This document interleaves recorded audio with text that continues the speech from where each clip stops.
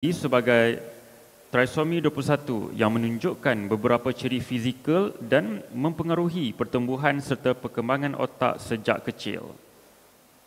Individu dengan sindrom Down tergolong dalam kategori kurang upaya pembelajaran kerana mereka akan mengalami lewat perkembangan, kurang upaya intelek dan berisiko tinggi menghidapi beberapa masalah kesihatan lain.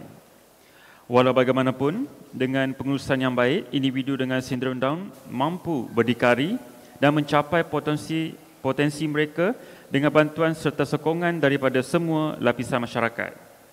Oleh itu, tanpa melengahkan masa lagi, sebelum tirai ceramah dibuka, ingin saya perkenalkan penceramah jemputan kita pada pagi ini. Beliau ialah Yang Berusaha Dr. Nur Azwar bin Abdul Rahim. Beliau merupakan anak kelahiran negeri Perak, iaitu daripada Parit Buntar. Beliau mempunyai kelulusan di peringkat ijazah kedoktoran USM dan pakar pediatrik USM. Kini, beliau menjawab jawatan sebagai pensyarah perubatan dan pakar pediatrik Jabatan Perubatan Klinikal, Institut Perubatan dan Pergigian Termaju IPPT Bertam dan juga Pusat Perubatan USM Bertam. Beliau sememangnya arif dan berpengetahuan luas dalam konteks masalah pembelajaran dan kesihatan kanak-kanak. Tanpa melengahkan masa, majlis dengan penuh hormat dan takzim menjemput dan mempersilakan Yang Berusaha Dr. Nur Azwar bin Abdul Rahim bagi menyampaikan ceramah. Dengan segala hormatnya, dipersilakan.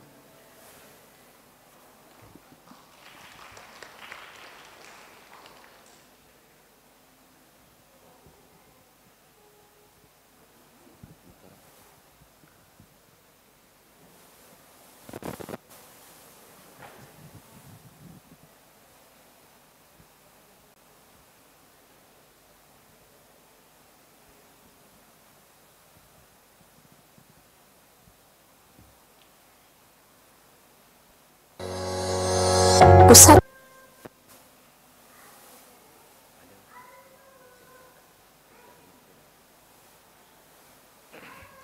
Assalamualaikum warahmatullahi wabarakatuh dan juga selamat pagi. Terima kasih pengurusi majlis. Terima kasih juga kepada Perbatanan Perpustakaan Seberang Perai Utara Pulau Pinang, pengarah dan juga urustia program yang kita adakan pada pagi ini, dan juga tak dilupakan juga hadirin-hadirat yang bersama-sama berkumpul untuk kita belajar tentang apa itu Down syndrome. Okey. Dan sebelum tu saya ingin memperkenalkan diri saya sedikit sajalah. Saya Dr. Azwar bin Abdul Rahim, saya daripada Pusat Perubatan USM Bertam. Mungkin dalam kalangan peserta-peserta yang tak pernah dengar ataupun kali pertama dengar tentang kewujudan pusat perubatan ni. Okey, so kami ni sebenarnya berada di Bertam, merupakan salah satu daripada cawangan USM. Okey, USM kita ada cawangan di Induk, lepas tu kita ada cawangan kampus kesihatan di Kubang Kelantan, dan kita juga ada kampus kejuruteraan di Nibong Tebal, dan yang terakhir sekali kita panggil sebagai yang sibling yang kecil lah, iaitu Pusat Perubatan dan Pergigian Termaju, Institut Perubatan dan Pergigian Termaju. Okey. So sebenarnya saya rasa amat bertuah lah dapat dijemput untuk datang ke sini. Ini adalah kali pertama saya berada di perpustakaan yang cantik ini. Kejut saya mula-mula sampai di sini. Nak cari tempat ni tak susah, kan? Saya hanya ingat di belakang Hotel The Light je. Okey, satu. And then saya nak share dengan hadirin-hadirat sekalian tentang tempat saya bekerja lah, iaitu Pusat Perubatan USM Bertam. Boleh ya? Kita ambil masa sikit tengok montaj. Pusat Perubatan USM Bertam, PPUSMB or USM Medical Center at Bertam, was previously known as Clinical Trial Center of AMDI.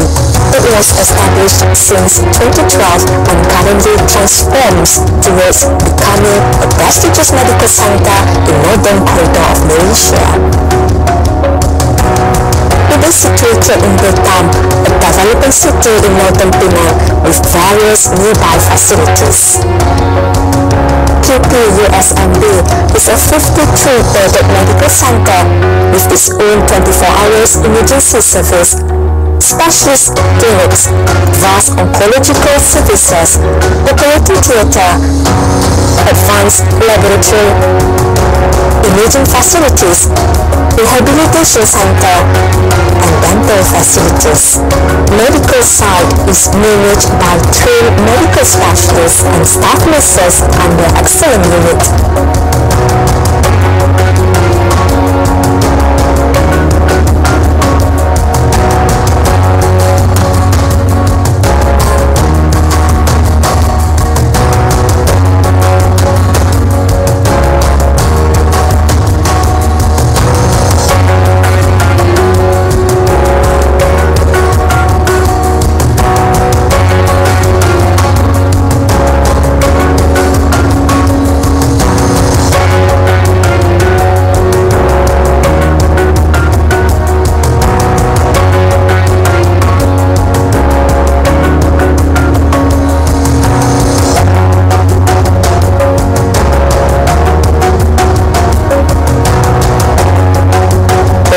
Surgical and anesthesiology unit,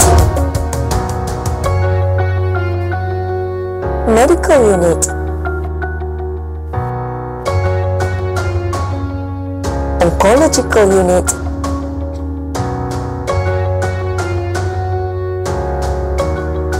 imaging unit,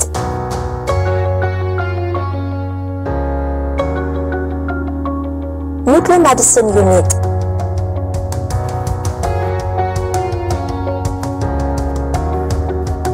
advanced diagnostic unit,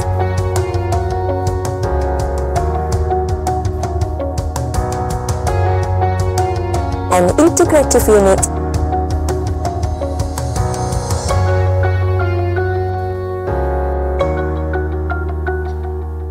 the dental facilities is managed by excellent dental specialists and nurses in various fields like orthodontic and craniofacial deformities, oral surgery and maxillofacial reconstruction, dental aesthetic and restoration, and general dental services. Both services are supported by experienced pharmacists, social welfare officers, and rehabilitation officers, including physiotherapists and occupational therapists. PPUSMB is also acknowledged as the only international educational and research center of Brachy Academy by Brachy Academy located in Netherlands.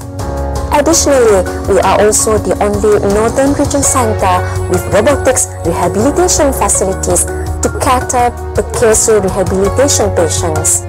Furthermore, we also provide home visit services for palliative patients within 50-km radius from our center.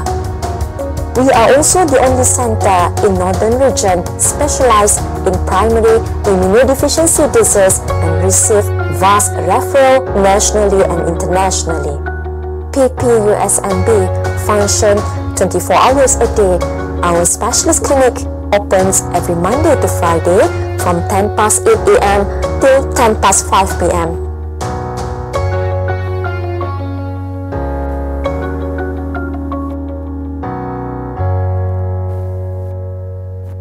Terima kasih kerana meluangkan masa sedikit untuk kita melihat dan diperkenalkan tentang apa itu IPPT. Okey, Institut Perubatan Pergigian Termaju ini ataupun Pusat Perubatan USM Bertam ni, kita punya fokus utama adalah onkologi, dan kita memang berhasrat untuk menjadi pusat onkologi di bahagian utara. Walau bagaimanapun kita ada juga menyediakan perkhidmatan lain selain daripada onkologi. Contohnya kalau dari segi kanak-kanak, antara niche area kami adalah primary immune deficiency ataupun masalah yang berkaitan tentang imun. Okey. So itulah sedikit tentang apa itu PPUSMB ataupun IPPT. Saya sebenarnya kalau boleh saya nak sesi kita pada pagi ini bersifat santai, bukannya macam lecture satu hala. Dan saya sangat-sangat suka kalau hadirin-hadirat sekalian dapat berinteraksi dengan saya. Especially kalau ada apa-apa yang terbuku di hati. Ini adalah peluang anda sebenarnya untuk tanya kepada saya sebagai doktor kanak-kanak. Doktor kanak-kanak. Kan? Selama ni walaupun kita selalunya kita masyarakat zaman sekarang dia tak macam zaman dahulu-dahulu. Kan? Zaman dahulu kalau nak dapat informasi itu susah. Kena datang dengar kuliah ataupun kena pergi masuk library, baca buku dan sebagainya. Tapi sekarang ni banyak ilmu pengetahuan kita boleh dapat dari internet, YouTube dan sebagainya. Nowadays pun TikTok pun dah mula mempelopori ilmu-ilmu, menyebar-nyebarkan ilmu. Tapi anda kena ingat ilmu yang anda dapat menerusi channel-channel tersebut tidak formal. Kan? Tidak formal. Jadi kita kata perkara-perkara yang kita belajar daripada source tersebut perlulah di verified oleh credential people. So apabila pusat library mengadakan aktiviti sebegini, saya sangat menyokong dan saya harap ini bukan kali pertama, dan insya-Allah kalau ada peluang kita boleh turun padang dan sama-sama belajar. Okey. Dan saya juga dimaklumkan bahawa rata-rata peserta yang dijemput ini ada yang berlatar belakang daripada guru-guru PDK, yang terlibat dengan pendidikan inklusif, dan ada juga public, kan? Ada kan public, orang awam yang turut dijemput yang mungkin merupakan keluarga yang menghadapi Down syndrome dan sebagainya. So saya sangat happy kerana ini adalah satu perkumpulan yang sangat fokus untuk kita bincangkan isu yang hendak saya utarakan. Okey. So hari ini insya-Allah saya diberi masa oleh Urustia untuk menyampaikan satu topik yang berkaitan memahami Down syndrome. So saya insya-Allah saya akan cuba memberi kefahaman kepada anda Down syndrome ni secara menyeluruh. Okey. Walaupun seperti yang dimaklumkan oleh pengurusi tadi, Down syndrome ini merupakan salah satu yang dikategorikan sebagai masalah pembelajaran. Okey, masalah pembelajaran kita ada 6. Okey, global developmental delay, okey, Down syndrome, mental retardation ataupun nowadays kita guna perkataan sebagai intellectual disability, autism, ADHD dan masalah pembelajaran spesifik. Contohnya disleksia. Okey, ini memang tugas saya lah. Kan, saya mendapat referral daripada guru-guru sekolah, kan, ataupun saya mendapat referral daripada ibu bapa, daripada klinik kesihatan, yang mana tugas saya untuk mendiagnoskan, untuk pengetahuan hadirin-hadirat sekalian, masalah yang berkaitan tentang pembelajaran ini bukan mudah untuk kita diagnose, to be fair. Sebab masalah pembelajaran ini adalah satu masalah yang tak ada ujian khusus. Kan, kalau anda ada COVID, ada simptom batuk sesama, suspek COVID, pergi hospital, buat test. Dan kita tahu ini positif, ini negatif. Tapi bagi yang menghadapi masalah pembelajaran pula, kita tak ada ujian khusus. Kan, kita hanya terpaksa bergantung kepada pemerhatian-pemerhatian. Kan, pemerhatian daripada siapa? Pemerhatian daripada guru-guru, pemerhatian daripada ibu bapa, dan juga kita kata anak-anak tersebut bila datang, biasanya masalah pembelajaran tu perlu kita bukan seorang saja yang terlibat, bukan doktor kanak-kanak je terlibat. Kita akan melibatkan clinical psychologist, kita akan melibatkan psychiatrist, kita akan melibatkan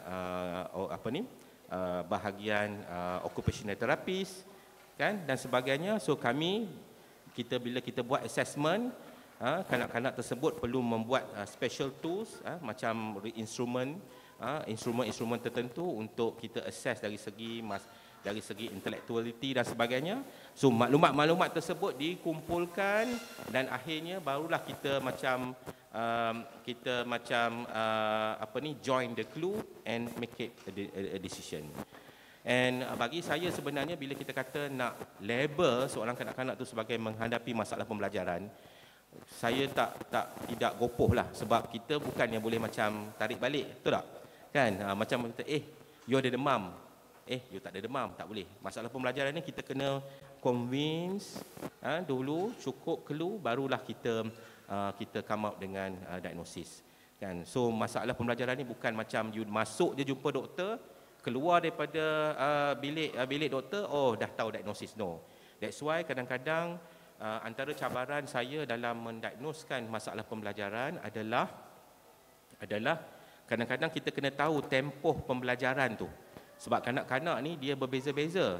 Kan, kita ada satu dipanggil sebagai julat ataupun range yang mana kita panggil sebagai yang the lower ataupun yang the upper. Maksudnya kadang-kadang contohnya kanak-kanak tu tak boleh berjalan. Bila tak boleh berjalan, umur 15 bulan tak boleh berjalan. So mungkin dia normal, kita boleh wait, kita boleh tunggu lagi. Ataupun kadang-kadang kanak-kanak tu umur 9 bulan pun dah boleh jalan. So perkembangan pembelajaran kanak-kanak tu ataupun perkembangan kanak-kanak tu dia tidak berada satu tempoh yang fix. Dia berada satu julat. Itu antara cabaran saya juga sebagai doktor kanak-kanak, berhadapan dengan diagnosis of masalah pembelajaran.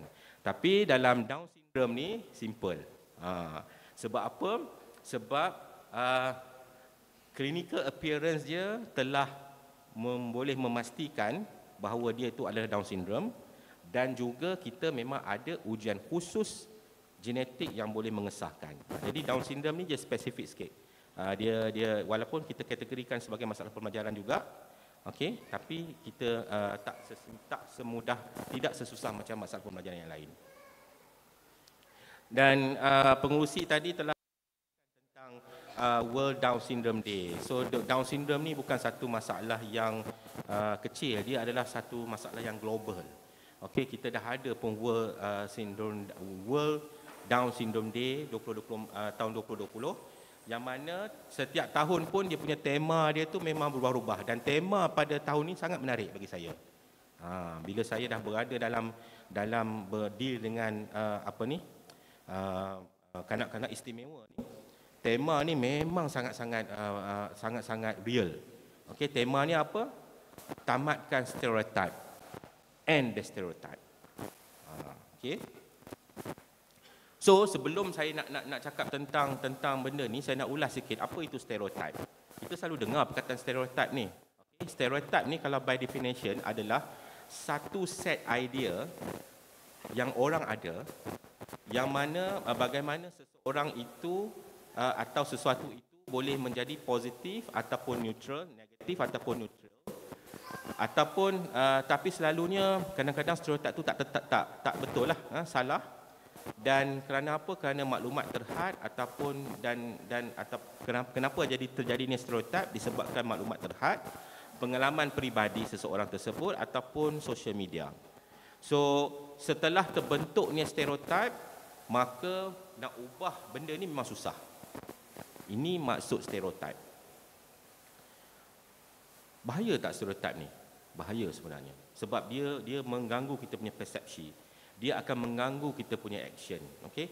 Stereotip boleh menghalang seseorang daripada dilayan seperti orang lain. Ialah kita dah ada prejudis tertentu kan. Yang mana dalam konteks anak-anak Down syndrome ni, anak-anak istimewa ni, mereka selalu dilayan seperti kanak-kanak walaupun dah besar panjang. Selalu dipandang remeh, sama ada dengan perkataan, sama ada dengan memek muka, jelingan oleh publik dan sebagainya. Dan kadang-kadang selalu diketepikan. Okey, dan kadang-kadang dilayan dengan lebih teruk sampai didera. I think benda ni memang kita selalu dengar kan.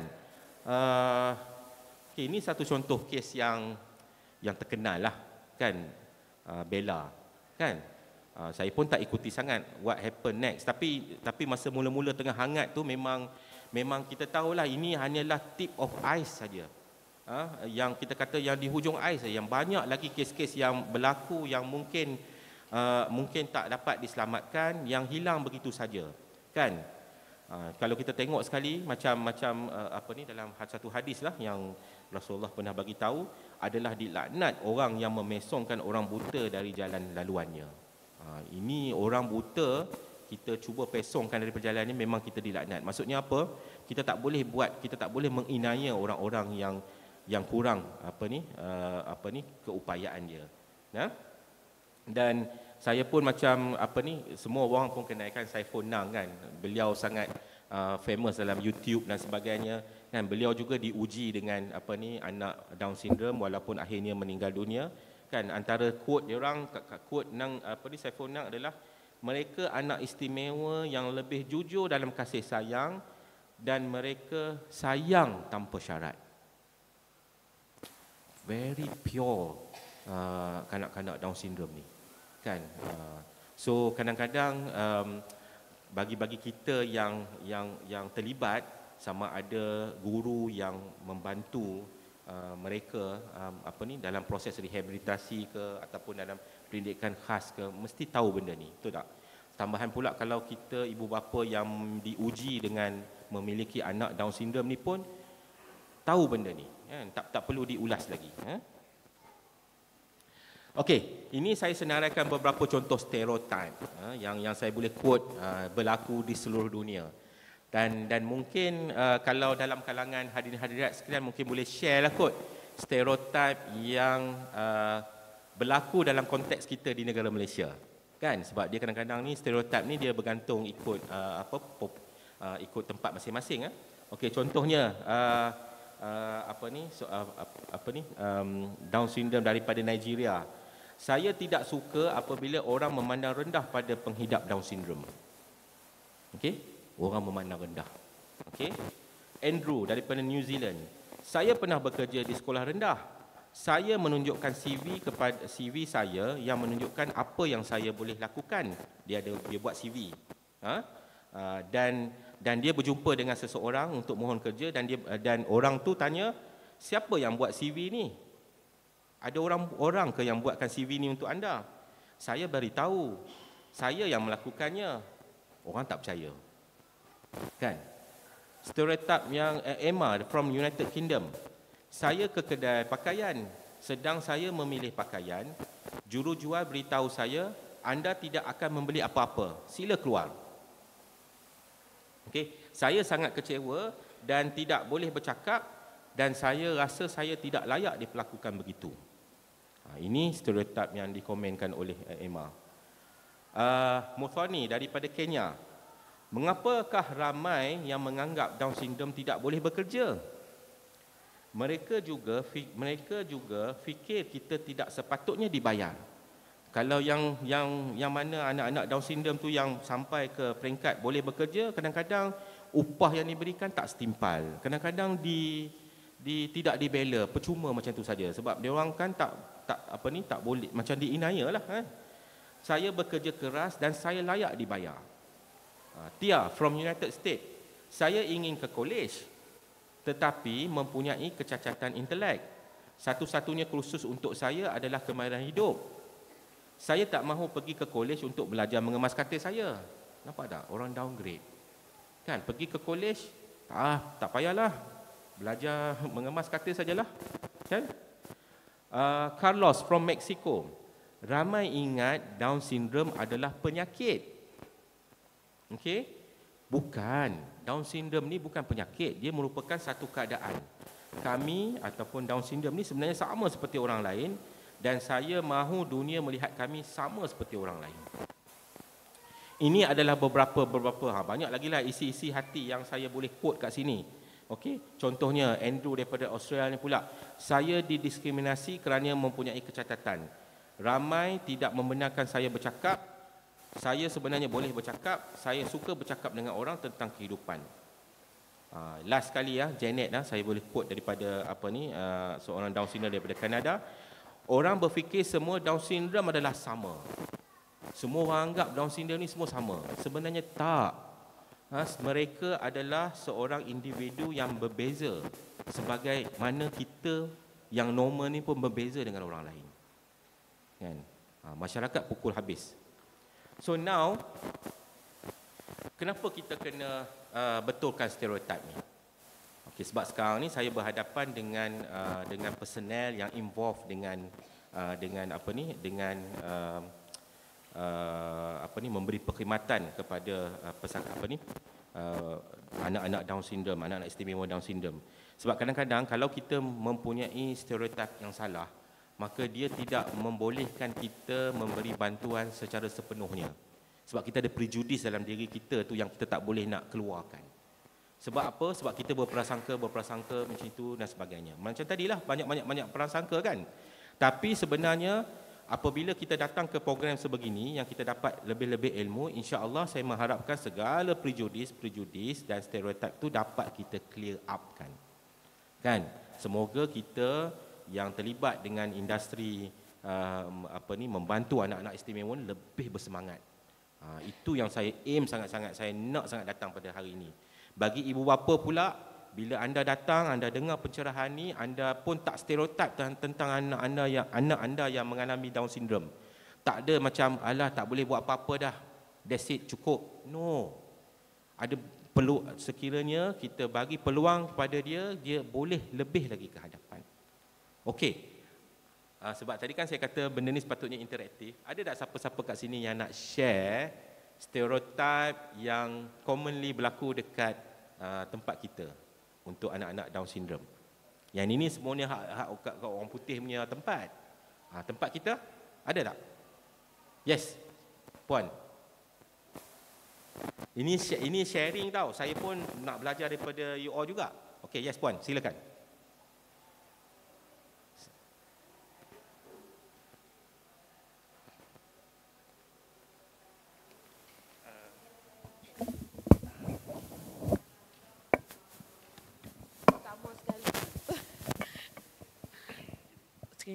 Okey, anak Down syndrome berusia 11 tahun.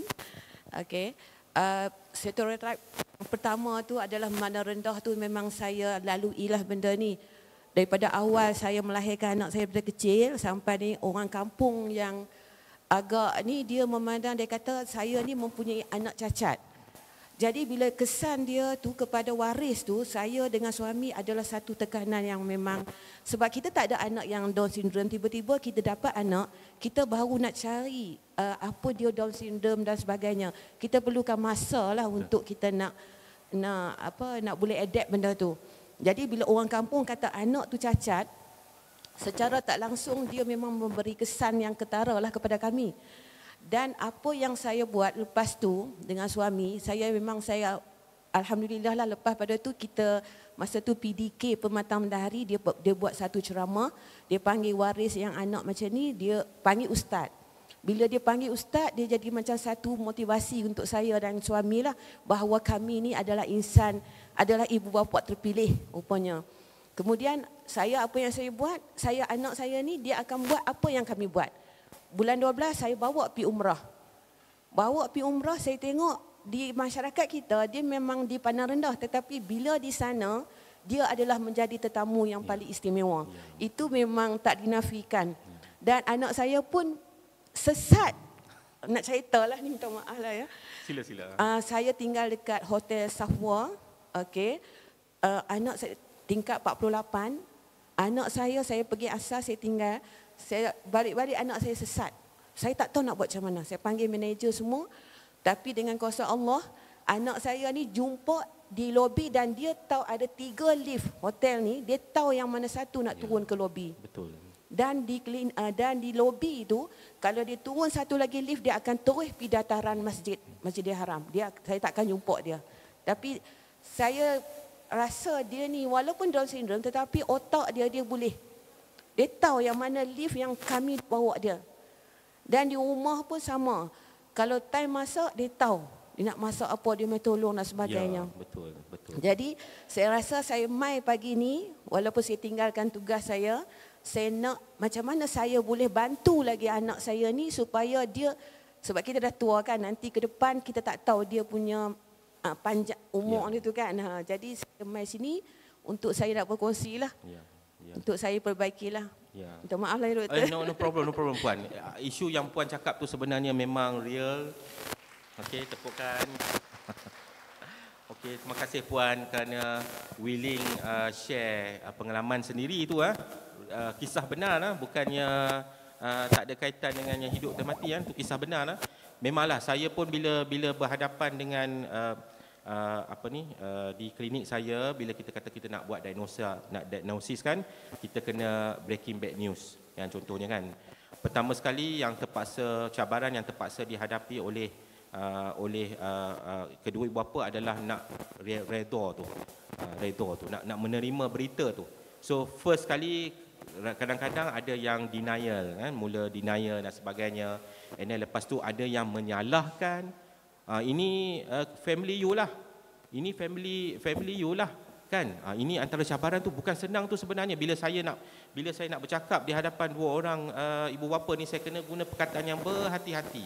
Sebab kadang-kadang kalau silap gaya sat lagi kan boleh boleh mengundang perpisahan lah, ataupun mengundang penginayaan lah dan sebagainya, stigma lah dan sebagainya. Okey, tapi tak apa, pagi ni kita akan spesifik bercerita tentang Down syndrome. Saya akan ulas tentang isu-isu yang tadi, yang kata macam Down syndrome ni adalah penyakit. Okey, Down syndrome ni disebabkan oleh macam puan cakap tadi kan, orang kampung kata ni salah you kan, you lah yang penyebab jadi ni dan sebagainya. Itu adalah common. Tapi kita akan bincang tentang Down syndrome dari segi medical, apa sebenarnya yang berlaku, supaya you all clear. Okey, bila kita clear ni, satu, kita boleh diri kita kena lebih kuat. Lepas tu nombor dua, kita pun tak buatlah dekat orang. Itu yang paling penting. Kadang-kadang ni kita pun duk buat kat orang juga kan. Kita pun ada stigma dan prejudis kita.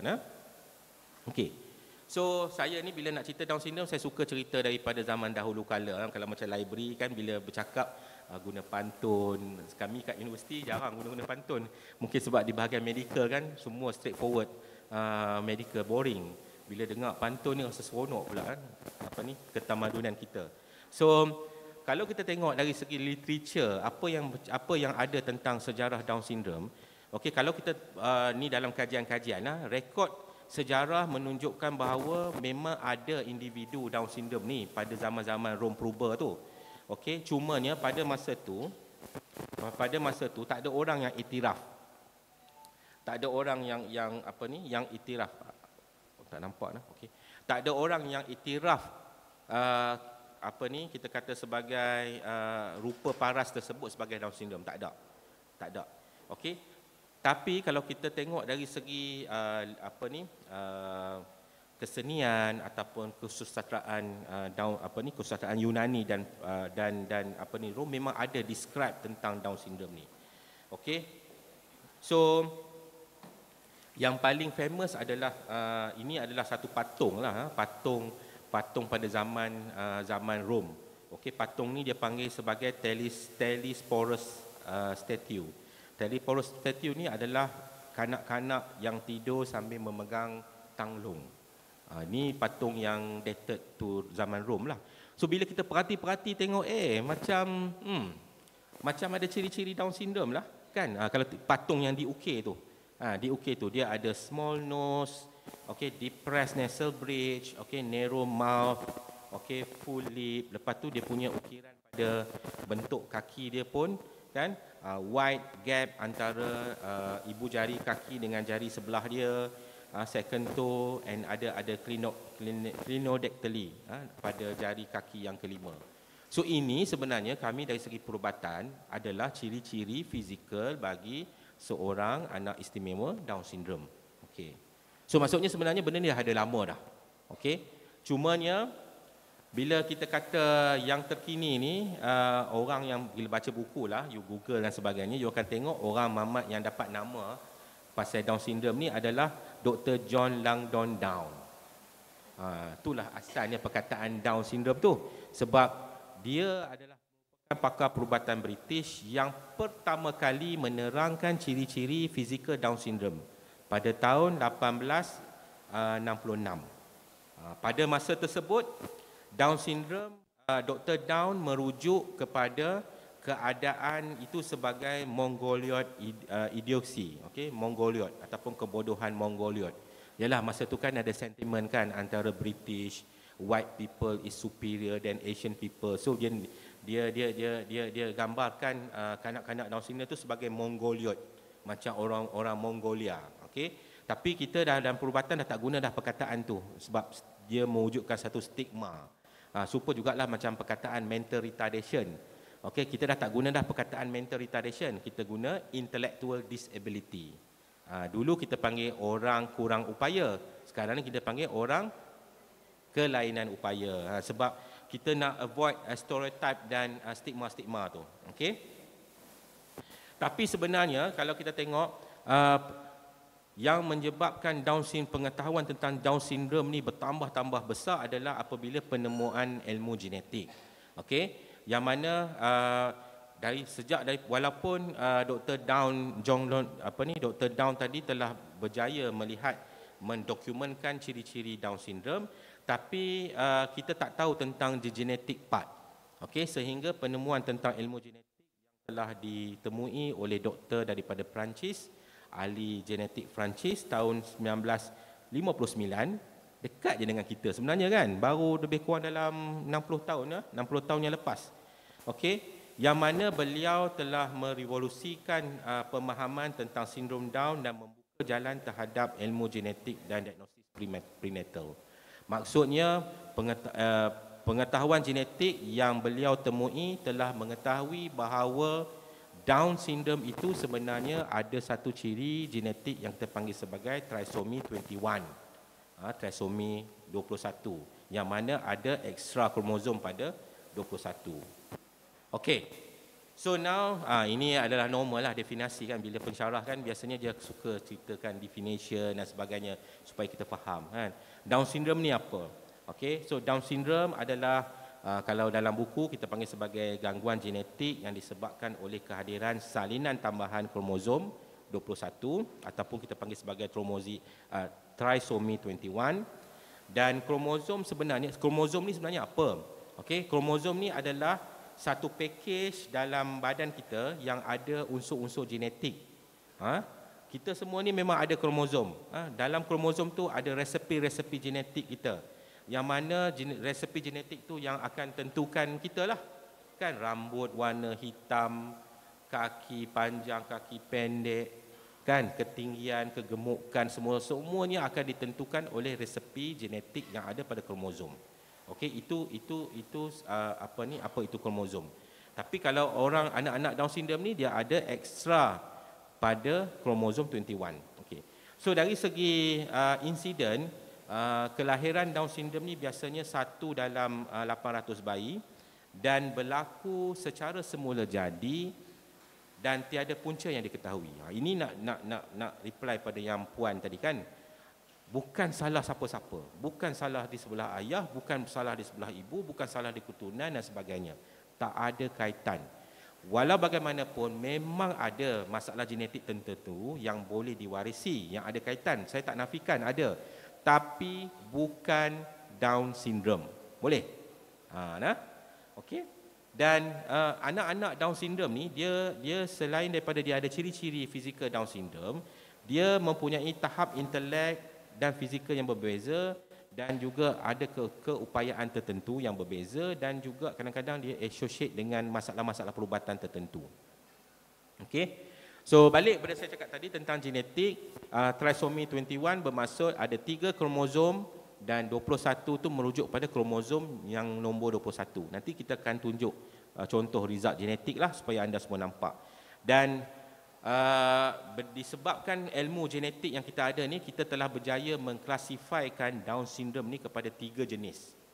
Ini dari segi sudut pandang saya sebagai seorang doktor kanak-kanak. Jenis-jenis Down syndrome ni sebenarnya akan banyak mempengaruhi dari segi kita nak buat consultation genetik future pregnancy dan sebagainya lah kan, sebab probability lah. Dan jenis Down syndrome yang kita ada adalah 1 trisomy 21, nombor 2 translokasi Robertsonian, nombor 3 mosaicism Down syndrome.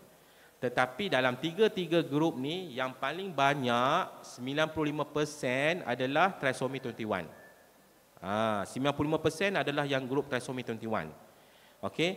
2 hingga 4% adalah jenis Robertsonian translocation dan yang ketiga tu lebih kurang less than 1% adalah jenis mosaicism. Okey, nanti saya akan ceritakan lebih baik apa beza antara 3 ni. Dan sebenarnya kalau whatever jenis pun, kalau kita kata kita buat ujian darah, kita akan tahu jenis type of Down syndrome tu, kita kena ingat dia tidak mempengaruhi dari segi fungsi. Faham tak? Kalau jenis translokasi pun sama je macam yang jenis trisomi. Translokasi pun sama je jenis mosaicism. Sama je sebenarnya dari segi fungsi. Dari segi fungsi. Yang beza ni adalah dari segi klasifikasi genetik. Okey. Jadi apa yang bahagian doktor perubatan yang akan buat adalah untuk confirmkan, kita akan buat ujian genetik lah. Ujian genetik ni simple je, ambil darah. Ambil sampel darah, hantar ke lab. Tapi anda kena ingatlah, tak semua lab buat. Kalau di Institut Perubatan Pergian Termaju ada ujian ni, kita boleh buat. Okey. Kalau di hospital Kementerian Kesihatan lain, sebab biasanya dia ada pool center lah, yang mana ujian tersebut dihantar ke tempat lain dan sebagainya. Cumanya ujian ni bukan ujian rutin. Kalau kita buat ujian tu ambil darah hari ni, kita takkan dapat tahu esok lusa, dia ambil masa. Mungkin sebulan dan sebagainya, sebab kita nak biarkan dalam makmal dulu, kita nak buat kajian dan sebagainya lah. Okey. Okey. Ini adalah bentuk yang kami akan buatlah dalam lab kami. Okey. Macam anda tengok kan, dekat sini ni ada, saya tunjuk kat situ, normal karyotype lelaki. Maksudnya bahan genetik tersebut bila kita hantar ke lab, kita akan dapat kromosom-kromosom. Nampak tak kromosom-kromosom tu? Lepas tu kromosom tersebut disusun kepada 23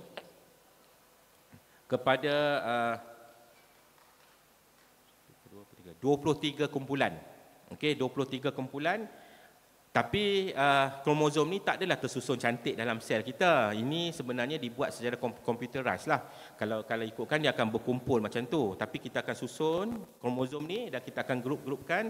Dan kalau kita tengok yang di sebelah kanan tu adalah normal karyotype lelaki. Okey, tapi di sebelah kiri tu yang trisomi tu, nampak tak? Ada lebihan. Okey, ada lebihan nampak tak yang 3 tu? Dan lebihan itu berlaku pada kromosom nombor 21. Ini adalah contoh trisomi 21, yang mana 95% Down syndrome adalah jenis ini, ataupun kita panggil sebagai non-disjunction Down syndrome. Penting puan-puan sekalian, bila bila doktor tu buat ujian genetik tu, anda kena tahu apa jenis Down syndrome anak tersebut. Okey. Jenis yang kedua pula adalah translokasi. Okey, translokasi ni dia punya insidennya lebih kurang 2 hingga 3%, 4% macam tu.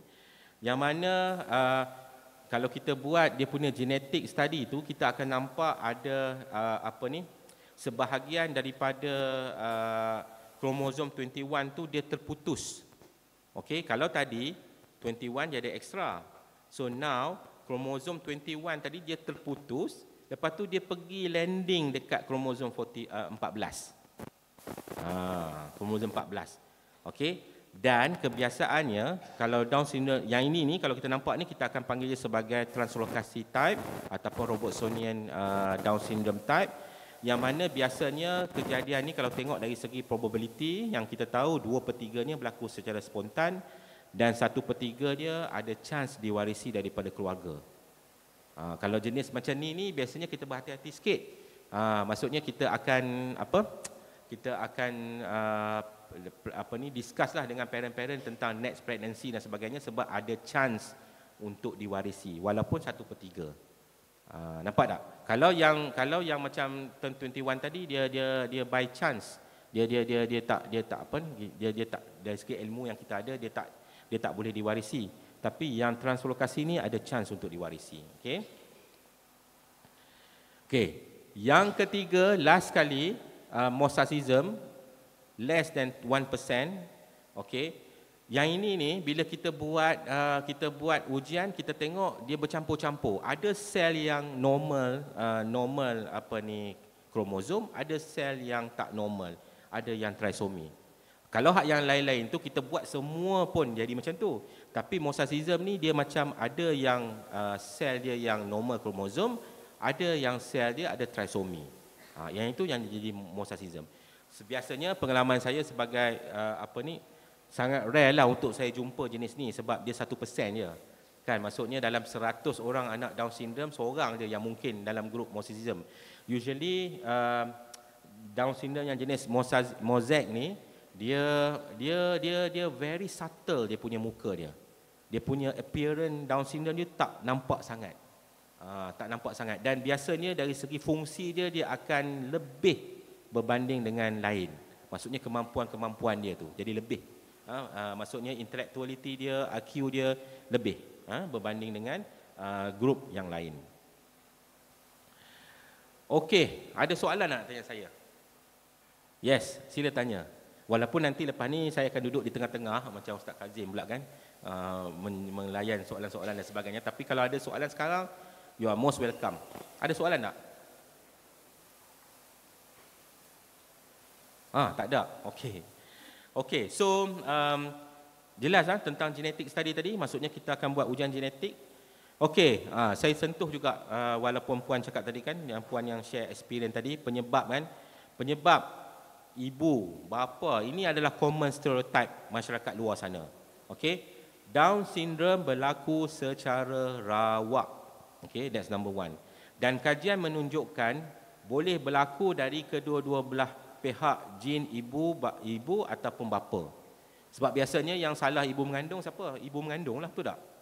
Every point pun akan ibu kan. Chance untuk bapa buat cawangan yang lain pula kan, betul tak? That's a common stereotype yang selalu berlaku dekat masyarakat luar sana. Tapi dalam kajian kita memang kita dapati bahawa usia ibu mungkin juga merupakan faktor kemungkinan. I think yang ni semua orang tahu, especially kalau ibu yang berumur 35 tahun ke atas. Dia dah makin turun sebenarnya. Kalau dulu masa saya medical student dulu kata 40. Tapi now 35. Sebab kita dah tengok insiden. Tapi bukan kita nak katakan bahawa ibu yang muda tu tak ada chance. Tak semestinya, because dia berlaku secara rawak. Dan macam saya cakap tadi kan, salah ibu mengandung, not necessary. Kajian telah menyatakan bahawa faktor umur bapa pun boleh menjadi isu juga. Especially umur bapa yang senior lah kan, senior. Tapi kita tak adalah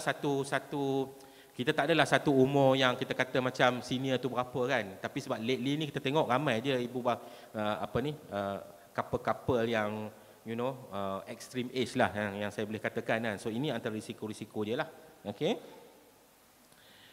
Okey, ini adalah ciri-ciri fizikal yang ada pada seorang bayi Down syndrome. Biasanya bila bayi tu dilahirkan dekat hospital, semua bayi akan diperiksa oleh doktor lah kan. Kita akan periksa oleh doktor, kita akan tengok ciri-ciri, dan biasanya kalau kadang-kadang ada yang senang nampak, kadang-kadang ada yang tak nampak. So benda tu bukan kata salah ataupun pengabaian ataupun negligent, tak. Sebab kadang-kadang features tersebut tu dia tak proper, tak manifest. Kadang-kadang kita tengok juga dalam TikTok kan, satu ketika dahulu, ingat tak siapa anak siapa seorang artis tu? Siapa tu? Syah Al-Yahya and siapa tu? Siapa ingat tak? Siapa husband dia? Awal kan, kecoh dalam TikTok kan, anak dia Down syndrome kan, sebab muka dia macam tu kan. Sebenarnya tak kan, anak tak semuanya. Kadang-kadang manifestasi muka tu kadang-kadang tak semestinya kita kata Down syndrome nah. Okey, anggota mata dia berbentuk badam, dia macam mongoliot lah, dia naik ke atas macam tu. Anggota badan dan rangka yang lebih kecil, and then ada gap antara jari kaki pertama kedua. Dia punya otot dia lebih macam hypotonia ni maksudnya lebih lembut lah. Okey, lebih fleksibel. Okey, dia ada single palmar crest. Kalau kita tengok dekat palm kita ni ada dua crest kan. So kalau yang Down syndrome ni jadi satu je. Tapi tak semestinya ada. Ini kita panggil sebagai single palmar crest. Dan mereka juga mempunyai ciri intelek berbeza, dan mereka mengalami kelewatan kognitif daripada ringan kepada sederhana. Itu ikut ni lah. Ikut situasi. Okey. Apabila kita ada pengetahuan tentang genetik genetik of Down syndrome, sebenarnya apa yang berlaku adalah kita memang boleh buat diagnosis Down syndrome seawal dalam kandungan lagi. Yang mana kita boleh buat test. Kita boleh buat test ni maksudnya kita boleh cek genetik baby yang bakal dilahirkan. Tapi kita as negara di Malaysia ni kita kita tidak fan ke arah genetik prenatal diagnosis, because if we know that the baby tu yang akan come out Down syndrome, so apa kita nak buat? It's not easy. Kalau di Eropah senang, terminate the pregnancy, kan? Tapi bagi negara kita yang multicultural, multi religion, kan, especially Muslim, kan, kita tidak sewenang-wenangnya dibenarkan untuk terminate the pregnancy, kan, selagi mana baby itu tidak menyebabkan ataupun membahayakan nyawa ibu. Kalau bayi itu menyebabkan nyawa ibu terancam, boleh maut, then kita allow termination of pregnancy, TOP. Tapi dalam kes ni di Malaysia kita tak amalkan benda ni. Kalau di Eropah memang amal lah dia. Kalau kita tengok sekarang ni dengan pengetahuan genetik pun kadang-kadang dia orang boleh pilih-pilih pula. Nak anak lelaki lah, nak anak perempuan lah. Kan, especially kan ada setengah-setengah culture yang macam obses sangat nak anak lelaki. Lahir-lahir kandungan tu anak perempuan, lepas tu nak buat apa? TOP. Salah tu sebenarnya, ada banyak ethical issue kat situ, nah? So kita tak amalkan lah. Tapi saya tak pastilah kalau di Malaysia ni ada yang buat secara diam-diam dan sebagainya, saya tak maklum lah kan. Tapi benda ni memang ada, benda ni memang berlaku. Okey, adakah Down syndrome boleh dirawat? Kan? Sebab tadi saya cakap Down syndrome bukan penyakit. Kalau kita demam, jangan dapat jangkitan, kita bagi antibiotik. Rawatlah demam tersebut. Tapi Down syndrome ni bukan penyakit. Dia berlaku secara rawak dan dia ni satu keadaan. So dia tak ada satu penawar, dia tak ada satu langkah pencegahan. Kita tak ada macam satu ubat yang boleh transform dia jadi normal, tak ada. Dia memang anugerah. Okey? So Down syndrome bukan penyakit. Dia merupakan gangguan ataupun kecacatan dalam keadaan perubatan, oleh itu tidak memerlukan rawatan, pencegahan ataupun penawar.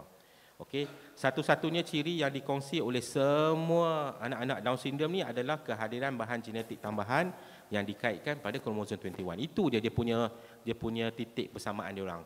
Ada lebih kromosom dekat kromosom 21, itu dia. Okey? Jangka hayat. Kan ini antara satu persoalan-persoalan yang selalu orang cakap kan, sebab biasanya bila anak-anak istimewa ni selalunya ialah dianggap sebagai jangka hayat tu pendek, hopeless, tak boleh buat apa-apa dah dan sebagainya. Okey. Up to today, hari ini, okey, bayi yang dilahirkan dengan Down syndrome mungkin mempunyai jangka hayat lebih daripada 60 tahun, sama seperti orang lain sebenarnya. Okey.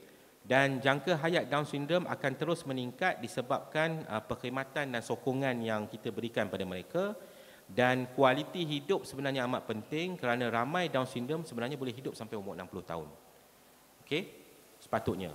Tapi itulah, kalau kita tengok tadi kan gambar-gambar Down syndrome di negara-negara luar tu nampak lebih terbela lah kalau nak dibandingkan dengan di negara kita.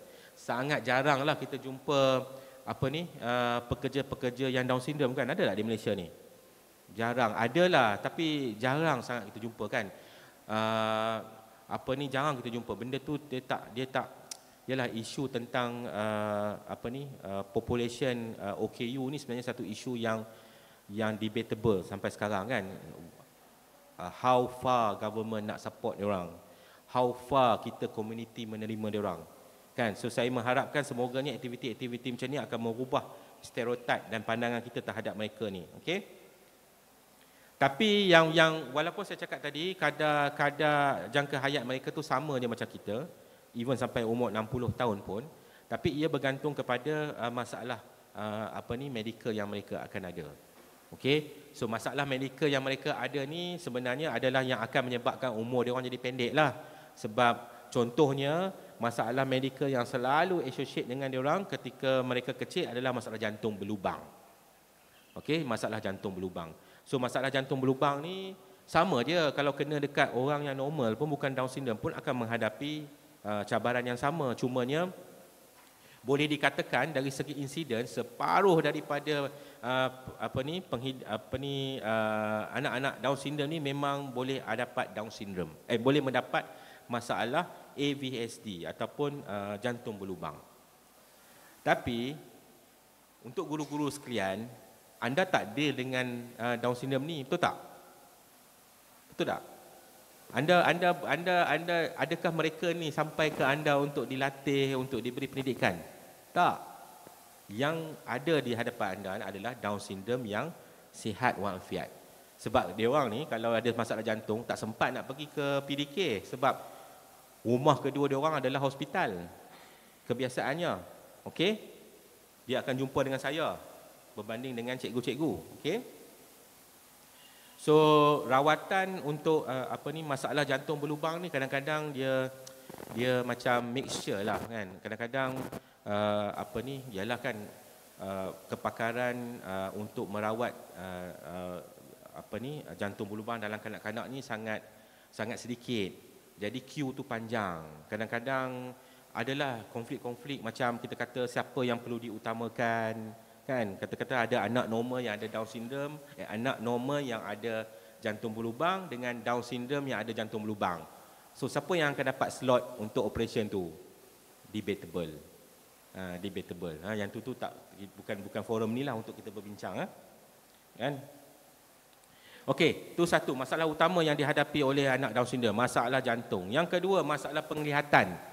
Masalah penglihatan, mereka cenderung untuk dapat masalah penglihatan, rabun, katarak dan sebagainya. Tapi sebenarnya dalam segi ilmu kesihatan, kita dapati sebenarnya sama dia macam orang lain. Cumanya chance dia orang tu mungkin dapat lebih awal, itu je. Okey, telinga dan pendengaran. Telinga dia orang ni memang selalu ada banyak tarik telinga. Banyak kadang-kadang kita panggil macam glue, dia jadi glue. Jadi macam gluey lah kan. So bila jadi gluey tapi okey, dia akan bila dia remaja nanti dia akan okey.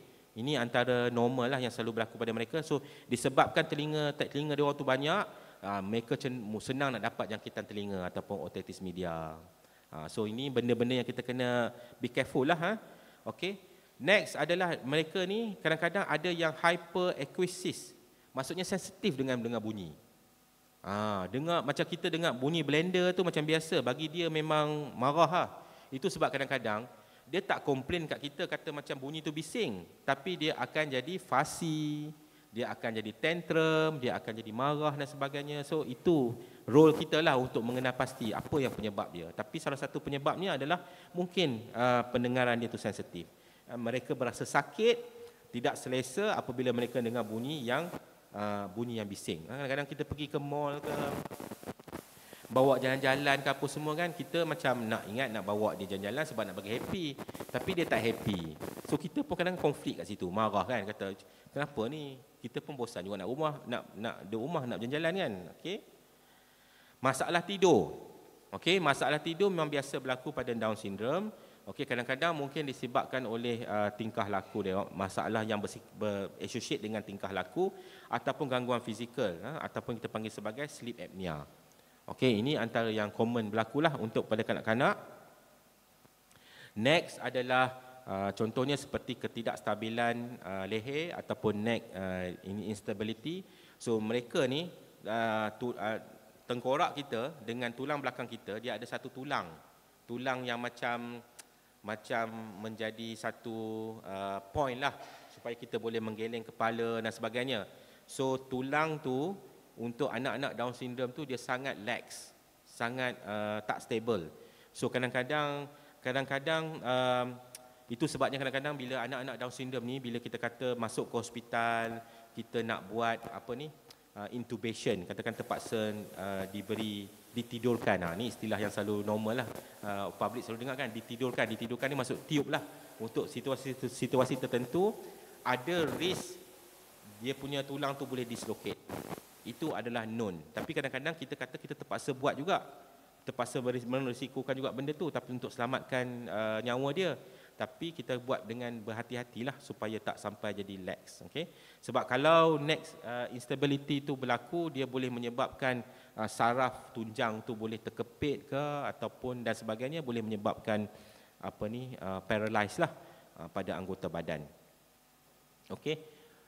Next adalah celiac disease. Celiac disease ni adalah sejenis malabsorption. Masalahnya dia ada masalah perut. Dia tak boleh hadam makanan-makanan nutrien tertentu, terutamanya gluten lah, gluten. Okay. Ni saya cakap ni tak semua Down syndrome mesti kena ada benda ni ya. Ini antara benda-benda yang you all kena aware, sebab boleh berlaku sebab known to be associated dengan Down syndrome. Next adalah sawan, epilepsi. Tak ramailah sebenarnya, less than 5% ya sebenarnya anak-anak Down syndrome yang mungkin ada epilepsi. Okey, tadi masalah kanak-kanak, how about orang dewasa yang ada Down syndrome? Okey, so orang dewasa yang ada Down syndrome sama juga, kadang-kadang problem tu adalah rentetan daripada zaman kanak-kanak. Kalau dia ada masalah jantung, dia mungkin dan jantung dia stable, okey, dia mungkin survive sampai ke dewasa. Masalah telinga dan pendengaran, kalau tadi dia jadi sensitif, hyperacusis kan. Now bila dah jadi hyperacusis, dia cepat pula hilang. Yang kita panggil sebagai presbycusis awal. Hilang pendengaran awal. Jadi maksudnya mereka ada chance lah untuk jadi macam pekak lah, ataupun kurang pendengaran mereka. So kadang-kadang kita kena perhatilah, especially kalau kita deal dengan Down syndrome yang umur 30, 40 tahun yang ke atas. Okey, penglihatan sama juga, biasa berlaku pada Down syndrome. Okey, tapi sama je dengan populasi normal, cumanya biasanya dia lebih awal. Kalau macam kita orang orang yang normal, kalau kita kata rabun tu umur 50, 40, kalau katarak tu umur 60, 70 baru kena kan. Tapi anak-anak Down syndrome ni dia boleh dapat lebih awal. Jadi macam mana kita nak tahu semua benda ni? Macam Puan cakap tadi kan, Puan datang ke sini sebab nak tahu apa lagi yang kita boleh bantu pada anak kita ni. So apa yang kita boleh buat adalah kita buat screening lah. Screening lah, sentiasalah kita buat screening. Screening ni tak perlulah macam tiap bulan, mungkin setahun sekali, 2 tahun sekali. Okay, screening mata, screening sebagainya, supaya kalau kita tahu dia ada masalah tu, kita boleh buat intervention awal. Itu je. Itu yang kita boleh bantu dia. Okey, ada soalan nak tanya saya? Sebab kita berpuasa kan, cakap-cakap banyak, tekak saya kering. Sekejap lagi, tak boleh minum depan ramai. Okey, tapi saya puasalah. Okey, ada soalan? Tak ada. Alah, you all ni rugilah kalau tak tanya soalan. Mesti ada tu dalam hati tu berkobar-kobar nak tanya. Tapi yes. Ya Puan, ada mic tak? Ini adalah forum kita berkomunikasi. Assalamualaikum. Salam. Saya Nurhana. Saya nak tanya macam tulang. Tulang. Tulang. Sebab anak saya, dia cikgu fisioterapi kata dia hypermobile. So dia masa dia baby okey. Lepas tu dia pergi pusat penilaian kerja. Diorang push dia, bagi dia ikut dia punya step-step lah diorang ajar kan. Bangkak ke, menjulur ke depan, ke belakang ke. Lama-lama lutut dia lari. Position dia lari, out, dua-dua out. So saya tanya lah kenapa kan. Yeah. Dia kata tak ada apa, biasa je dia kata. Yeah. Lepas tu sekarang dia dah besar, dia orang nak kena buat operation pula, nak stablekan lutut dia tu. So macam nak tanya, memang Down syndrome dia ada masalah hypermobile, tulang lembut kan. Yeah. Saya nak marah dia orang tak boleh nak kata apa kan. So sekarang dia nak kena buat operation nanti. Ya. Sebab nak stablekan lutut dia tu. Betul. Betul tu Puan. Hypermobile tu merupakan ciri anak Down syndrome. Macam saya cakap tadi kan, antara ciri anak Down syndrome adalah hypotonia. Hypotonia ni dia punya muscle dia tu jadi macam lax, jadi lembut. Jadi macam tulang ni, kalau macam siku ni dia macam boleh buat gimnas lah. Kan kalau macam kita tengok baby tu, kaki tu boleh angkat sampai kepala pun ada. Sekarang dia suka angkat kaki dia tu, dia gigit kaki dia. Ya, betul. Anak Puan sekarang dah umur berapa tahun? Anak Puan umur berapa tahun sekarang ni? Dia sekarang 6 tahun. 6 tahun. Perempuan. Dan juga ada masalah macam darah ni. Ya. Kita nak ambil darah ke kan, memang Susah. problem. Betul. So, ada lagi lah saya nak cakap. Okey. Betul pun. Itu antara antara cabaran lah yang saya boleh katakan, tapi cabaran tu kita tak boleh nak ubah sebab hypotonia dan hyperlaxity of joint tu memang itu adalah karakter dia. So tapi bukan bermaksud kita tak boleh buat apa-apa. Macam puan cakap tadi lah kan, bila kita kata joint tak stable, kita kena stablekan je lah dengan cara operation. So kita kena jumpalah dengan doktor ortopedik untuk buat buat assessment sama ada kena buat operation ataupun tak, layak ataupun tak, ataupun mungkin kita buat intervention dahulu, fisioterapi dan sebagainya. Itulah pilihan yang kita ada. Okey? Ada lagi soalan? Yes, puan. Okey, Assalamualaikum doktor. Saya baca soalan daripada live Facebook kita.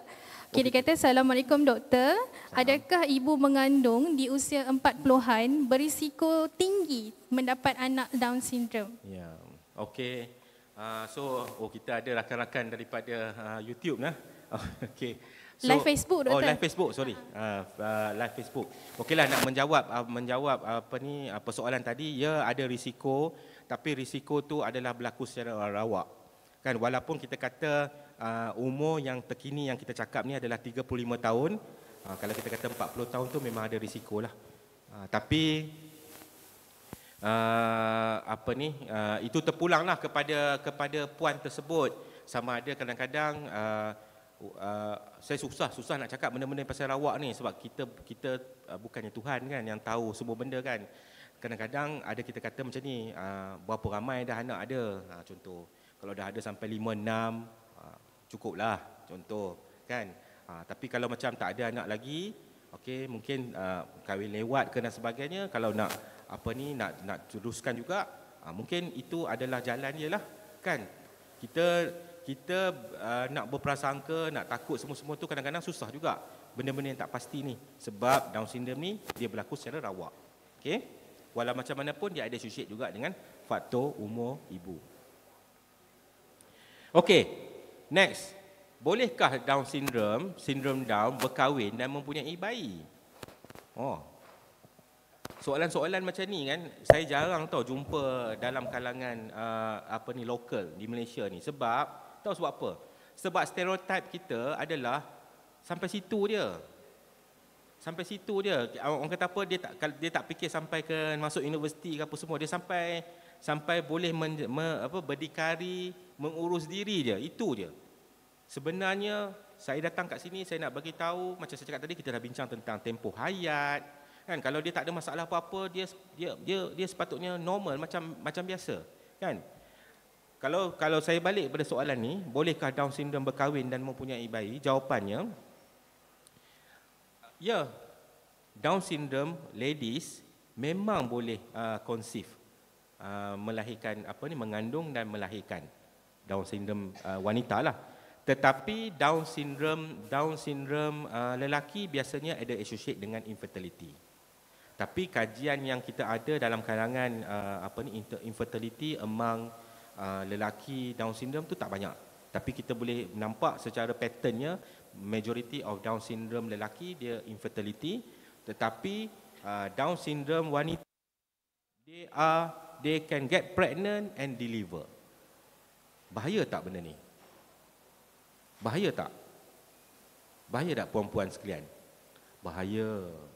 Sebab mereka ni adalah macam yalah, intellectuality dia orang rendah dan sebagainya. Kadang-kadang they are being exposed to be abused. Hai, masya-Allah. Saya pernah satu ketika dahulu, tapi bukan Down syndrome lah. Saya nak cerita satu cerita unik lah. Yalah, sebab nampak semua orang macam dah zzz kan. Saya on call satu hari tu. And then tiba-tiba ada budak 12 tahun yang datang jumpa di kecemasan sebab sakit perut. Kan? Sebab sakit perut. So tak apalah, sakit perut kita pun buatlah abdomen x-ray. Kan? Tengok-tengok, nampak apa tahu? Baby. Rupa-rupanya tu sakit perut nak bersalin. Masya Allah. 12 years old girl. Masyarakat. cerita sebab apa nampak tak nampak ke apa semua tu cerita lain lah. Tapi saya nak bagi tahu kadang-kadang kita kena berhati-hati. Especially bila kita ada anak yang Down syndrome yang intellectuality yang rendah dan sebagainya, mereka kadang-kadang being exposed untuk being abused, kan, dan sebagainya. Kena hati-hati especially yang ladies. Sebab kita tahu mereka ni memang boleh pregnant dan sebagainya, kan. Okey. Sindrom Down, masalah dewasa, okey. Tadi kita dah sembang tentang masalah dalam semasa mereka kanak-kanak. So now masalah ketika dewasa. Okey, sindrom Down dari segi kesihatan mental, ramai sindrom Down mengalami kesihatan mental yang positif dan biasanya tak ada associate dengan mental yang lemah lah. Tapi kadang-kadang sebab yang punya capability mereka tu tak sama berbanding dengan orang normal, kadang-kadang mereka pun jadi stres lah juga. Macam emosi diorang terganggu lah kan. Macam kadang-kadang kena kutuk lah, dianggap lemah lah sebagainya sebab diorang incapable, slow dan sebagainya. So emosi mereka boleh terganggu. Okey. Masalah yang lain seperti kemurungan juga antara yang commonly associate dengan anak-anak dewasa sindrom Down.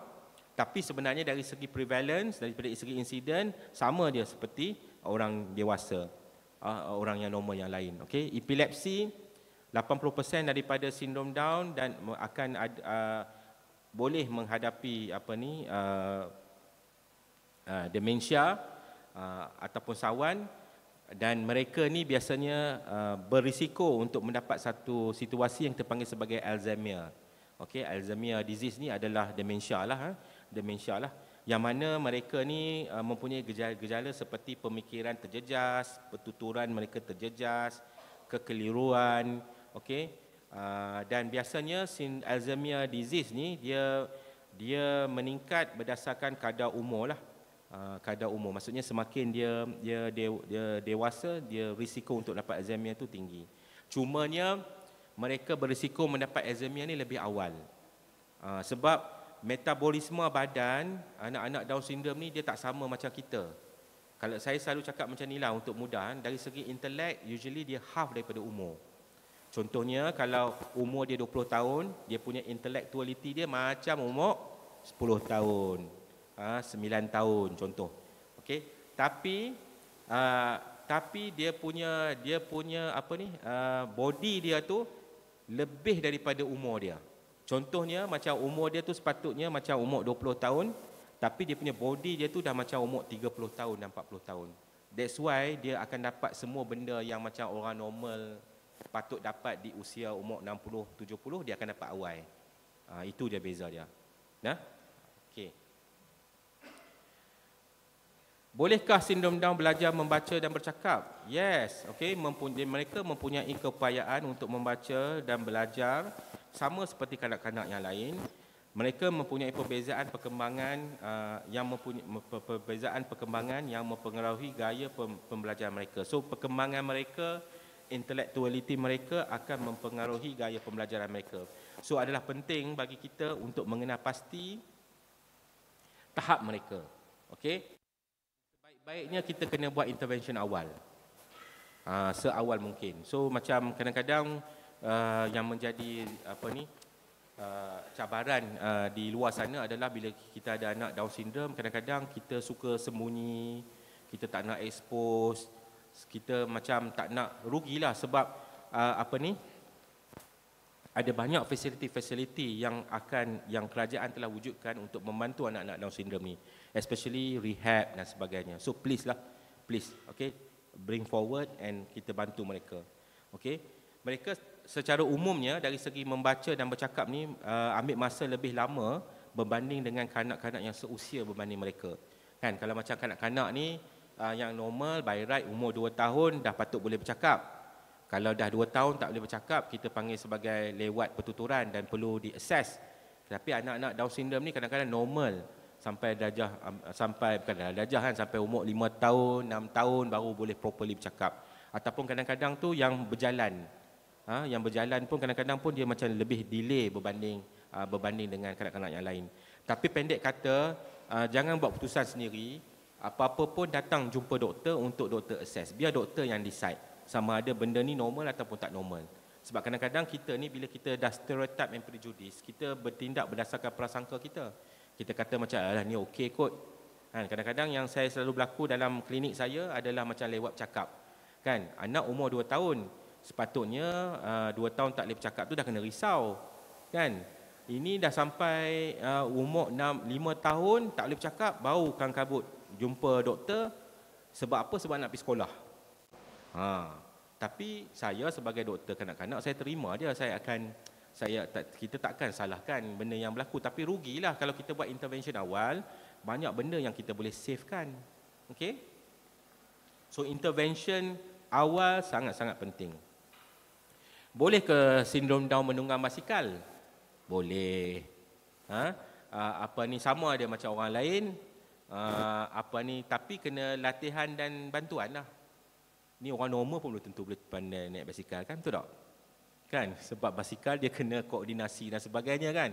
So, bukan saya cakap macam ni sebenarnya sebab mereka ni antara anak istimewa yang selalu di-restrictkan. Faham tak? Tak boleh buat itu. Banyak don'ts berbanding do. So, saya nak clearkan you all, sebenarnya mereka boleh buat benda tu dengan syarat kita bagi latihan dan kita bagi bantuan. Okey? Adakah Down syndrome sentiasa happy? Kita selalu nampak macam ni, kan? Nampak orang happy, tak ada masalah, kan? Because their heart is very pure. Kasih sayang dia orang tanpa syarat, kan? Sebenarnya mereka ni sama dia macam orang lain. Mempunyai saat gembira, mempunyai saat sedih. Mereka juga berurusan dengan emosi sama macam orang lain, kan? So kadang-kadang kita stereotip kita anggap macam dia orang ni tak ada perasaan, kan? Macam dia orang macam ialah diremehkan dan tak diambil kira emosi mereka, kan? Kadang-kadang dan generasi secara generalnya populasi kita akan mengatakan bahawa mereka sentiasa penyayang, tersenyum dan gembira, betul. Okey, sama seperti umum, mereka juga mengalami pelbagai emosi. Boleh ke Down syndrome memasak? Boleh ke? Boleh. Okey, sama macam cakap tadi lah, macam naik basikal lah. Kita bagi latihan dia, kan? Saya tengok banyak nanti TikTok ada yang 3 orang Down syndrome yang berebut-rebut nak masak tu. Nampak pun macam lucu juga, kan? Nak tengok sodek lah, yang ini sudu lah, apa lah sebagainya, kan? Tapi with training, they can do it. Okey? Okey, saya pergi kepada, jam pukul berapa sekarang ni? Saya cakap-cakap lama, saya terlebih masa. Oh, masih lagi dalam masa, 11.30. Okey, ada soalan tak nak tanya saya? Yes, Puan.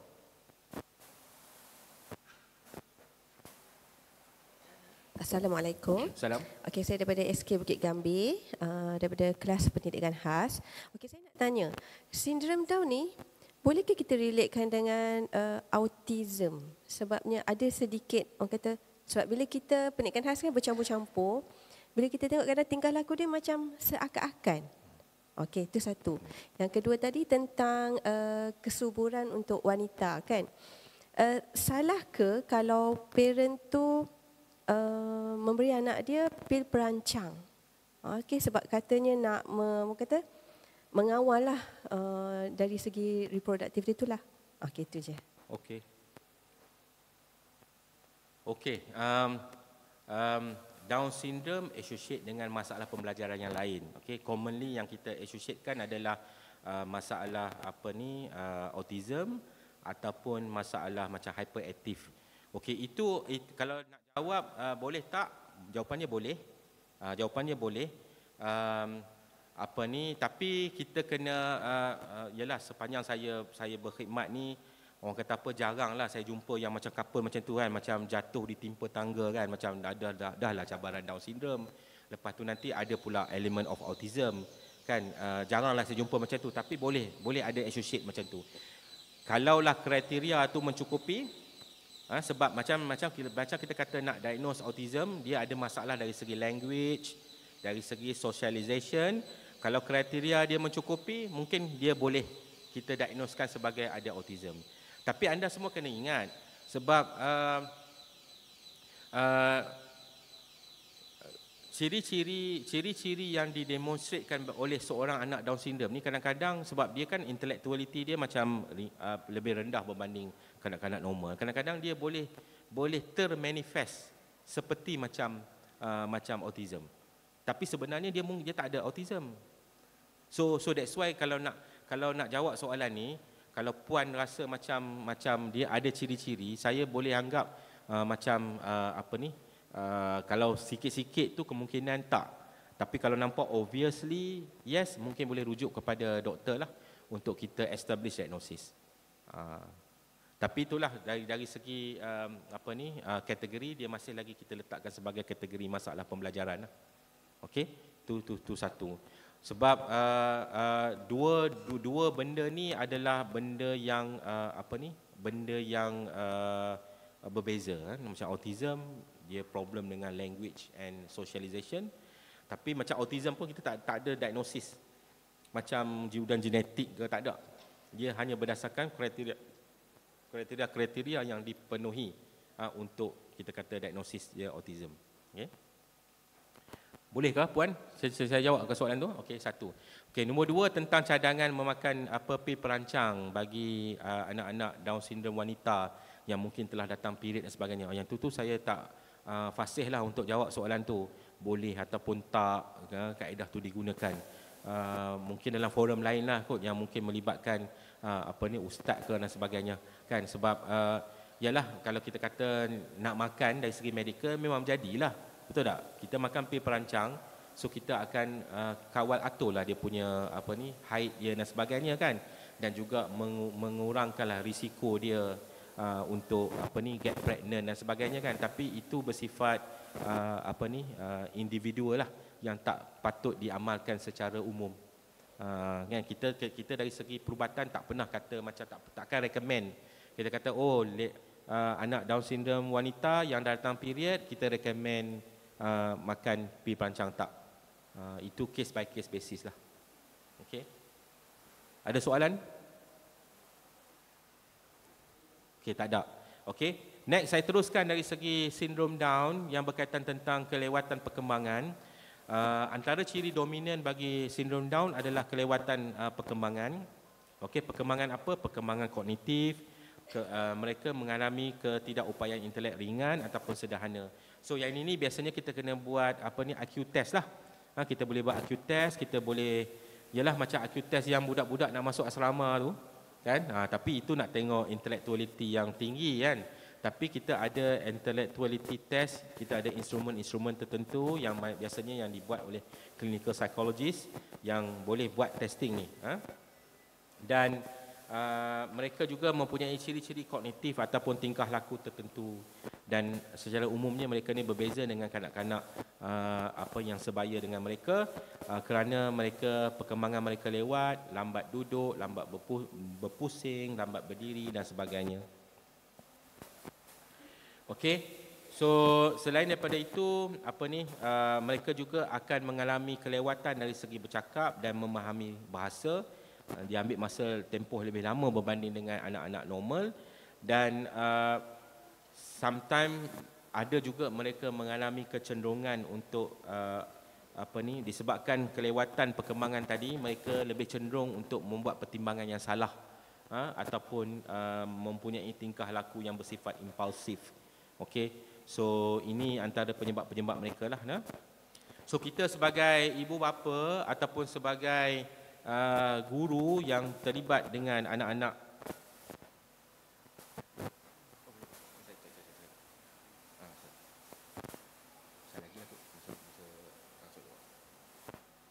Okey, slide ni saya nak tunjukkan tentang kekuatan dan faktor yang boleh menghalang pembelajaran.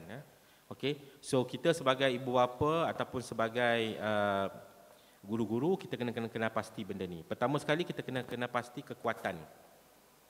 Apa yang ada kekuatan pada anak Down syndrome tu? Yang pertama, kekuatan visual dan kemahiran pembelajaran visual. Maksudnya mereka boleh belajar melalui visual. Okey, kekuatan tu. Nombor dua, keupayaan untuk belajar dan menggunakan tanda gerak isyarat dengan sokongan visual. Maksudnya dia orang boleh belajar menggunakan isyarat. Okey, keupayaan untuk belajar menggunakan perkataan dan bertulis. Ini satu keupayaan juga. Okey, kita kena pasti. Kebolehan belajar dari menggunakan bahan-bahan bergambar ataupun konkret ataupun praktikal ataupun kita boleh assess dari segi minat mereka berkomunikasi dan juga bersosial dengan orang lain. Dan kita juga boleh melihat kecenderungan mereka untuk mencontohi ataupun belajar daripada orang dewasa ataupun orang sekeliling. Okey, yang last sekali mereka boleh follow satu-satu benda ataupun program yang berstruktur ataupun rutin. Ini antara kekuatan yang perlu kita identify kepada mereka. Kalau mereka ada, maksudnya kita patutnya jangan halang potensi mereka. We should let them belajar. You know? Dan semua kekuatan-kekuatan ni tak semestinya kena ada semua. Maksudnya kita boleh manipulate kekuatan yang dia ada. Itulah kekuatan dia yang akan mendorong dia belajar. Okey. Okey, next, apakah faktor-faktor yang menghalang pembelajaran? Faktor-faktor yang menghalang pembelajaran contohnya masalah-masalah yang berkaitan dengan pendengaran, penglihatan, okey, kadang-kadang perkembangan motor dia orang lewat, okey, kecacatan dari segi pertuturan bahasa, lemah ingatan, okey, kesukaran untuk buat generalization, pemikiran dan penakulan ataupun kesukaran untuk memahami urutan. Okey, ini antara faktor-faktor yang boleh menghalang proses pembelajaran mereka lah. Tapi walaupun kita identify mereka ada benda-benda ni, bukan satu asbab untuk kita halang peluang mereka untuk belajar. Sepatutnya kita kena manipulate, okey, mencari apa kekuatan yang mereka ada, kita boleh establish kekuatan tersebut. Okey. So, kita dah habis dah ni sebenarnya, sebelum kita pergi kepada sesi soal jawab. Okey. Hakikatnya, okey, walaupun sebenarnya setiap manusia berbeza, semua orang tahu. Okey, setiap anak Down syndrome juga berbeza. Okey. Setiap orang kurang upaya intelek adalah berbeza. Okey, mereka bertindak dengan cara yang sama ataupun menyukai perkara yang sama macam kita. Okey, yang normal ni. Okey. Mereka masing-masing mempunyai identiti, mempunyai minat, suka, tak suka, bakat, sama dia macam orang lain. Dan mereka juga adalah manusia dan wajar diberi layanan sama macam manusia lain. So, end the stereotype. Okay? And lastly, okay, peranan ibu bapa ataupun penjaga dalam memperkasakan anak-anak sindrom Down ke arah kehidupan berdikari. Ini antara isu yang selalu parent selalu cakapkan, ialah parent rasa nanti ialah kita makin tua, apa jadi pada anak-anak kita, kan? So memanglah kita ke arah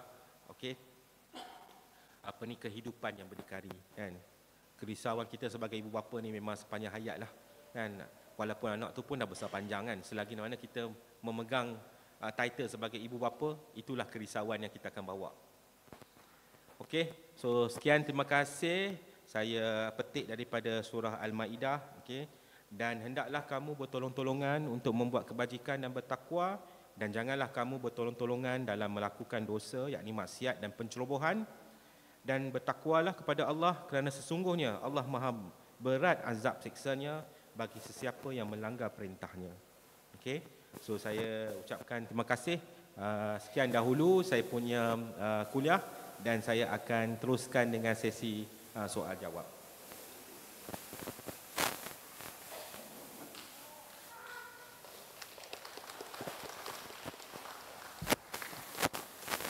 Terima kasih diucapkan kepada Yang Berusaha Dr. Nur Arzwa bin Abdul Rahim atas perkongsian yang begitu bermakna sebentar tadi. Okay, seterusnya kita akan teruskan dengan sesi soal jawab. Terbuka kepada semua, ya. Ada apa-apa tak soalan yang mungkin bermain di minda, boleh kemukakan. Dan ilmu tu kita boleh share sama-sama lah.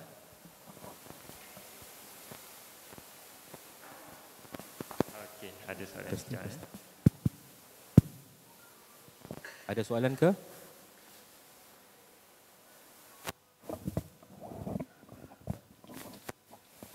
Okey, yes, puan. Doktor, sekali lagi, ya. Tadi doktor kata anak saya ni bukan isyarat, lebih suka menggunakan isyarat, menyebabkan dia tak suka bercakap. Adakah tu perkembangan yang baik untuk dia?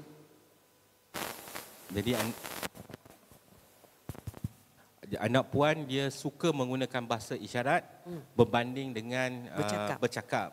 Okey. Adakah baik untuk dia lah? Okey, sebenarnya memang terima kasih puan soalan tersebut. The best is still lagi kita nak dia bercakap lah, because bercakap tu adalah is a normal punya komunikasi yang paling mudah. Tapi kadang-kadang ada faktor-faktor tertentu yang mereka tu jadi macam tidak selesa untuk bercakap. Kan mungkin sebab kita training bercakap tu kita tak optimizekan. Sebab kita kata training bercakap pada peringkat mula-mula tu, intervention tu kita boleh rujuk kepada pakar audiologi, speech therapy dan sebagainya untuk improvise dia punya bercakap tu. Okey. Tapi bila dia dah terbiasa tidak bercakap dan lebih selesa menggunakan bahasa isyarat, maka dia akan menggunakan bahasa isyarat lah. So kalaulah dia bertindak sedemikian, kalau anak-anak tu dah dewasa, dah besar, mungkin agak sukar lah untuk kita macam train balik. Sukar, tapi mungkin kita boleh cubalah untuk tanya pandangan pada pihak speech therapy dan sebagainya, sama ada boleh tak kita latih dia untuk bercakap dan sebagainya. Tapi secara umum pepatah Melayu ada bercakap melentur buluh biarlah daripada rebungnya, kan? Sebenarnya bukan bermaksud buluh tu tak boleh lentur, tapi cabaran tu lebih lah, kan? Sebab dia tak sama macam mula-mula kita intervensi seawal mungkin. Okey? So kalau dari segi baik ataupun tak, saya rasa itu dia option yang dia ada. Doktor, satu lagi soalan. Anak saya jantung tu alhamdulillah lah. Cuma sekarang ni dia ada masalah thyroid. Hypothyroid lah, sebab dos dia semakin bertambah lah. Dan kemudian doktor kenal pasti ada cyst dekat thyroid dia tu lah. Dan dia akan kena buat pembedahan lah. Jadi bila doktor kata kena buat pembedahan, saya tanya risiko ke tak? Doktor kata memang berisiko lah. Jadi saya ni rasa macam memang lagi rasa ni lah kan. Okey. Rasanya belajar ni anak-anak Down syndrome ni memang thyroid tu tak boleh dipisahkan, saya rasa. Betul. Saya terlupa nak letak dalam slide saya tadi. Antara masalah yang commonly associate dengan Down syndrome adalah masalah hormon thyroid. Yang mana mereka selalu mengalami hypothyroid, kekurangan hormon thyroid. Dan biasanya kita kena follow up lah, kita kena follow up. So masalah hypothyroid yang dihadapi oleh anak puan tu sebenarnya sama seperti orang normal yang menghadapi hypothyroid. Jadi maksudnya kalau perlu buat operation, kalau perlu makan ubat, dinaikkan ubat, diturunkan ubat adalah sama seperti normal population. Cumanya bila doktor kata berisiko, itu adalah normal statement lah yang diberikan oleh mana-mana perkhidmatan kesihatan, sebab apa-apa yang kita lakukan tetap ada risiko. Macam kita kata nak naik kereta lah, berisiko tak berisiko? Berisikolah, sebab kita ada risiko nak dilanggar orang, kita melanggar orang dan sebagainya. Tapi kita akan melakukan langkah-langkah tertentulah untuk mengurangkan risiko tersebut. Kan, kalau macam operation contohnya, kita akan readykan dia, maksudnya ambil darah dan sebagainya, tengok situasi keseluruhan dia sesuai ataupun tak untuk mengalami proses pembedahan dan sebagainya. Itu adalah normal prosedur lah, saya boleh katakan. So kita sebagai ibu bapa takut, bimbang, itu biasa. Tapi saya mohon untuk anda semua berbincang dengan doktor tu sendiri, dapatkan maklumat daripada doktor yang merawat tu, dan jangan buat keputusan sendiri. Kadang-kadang kita ni takut tapi tak mau tanya dengan doktor. Kita pergi tanya orang yang tak ada kaitan dengan masalah anak kita. Dan kita pula ikut pandangan dia. Bahaya tu. Ya? Bahaya. Okey? Okey, ada soalan? Yes. Puan.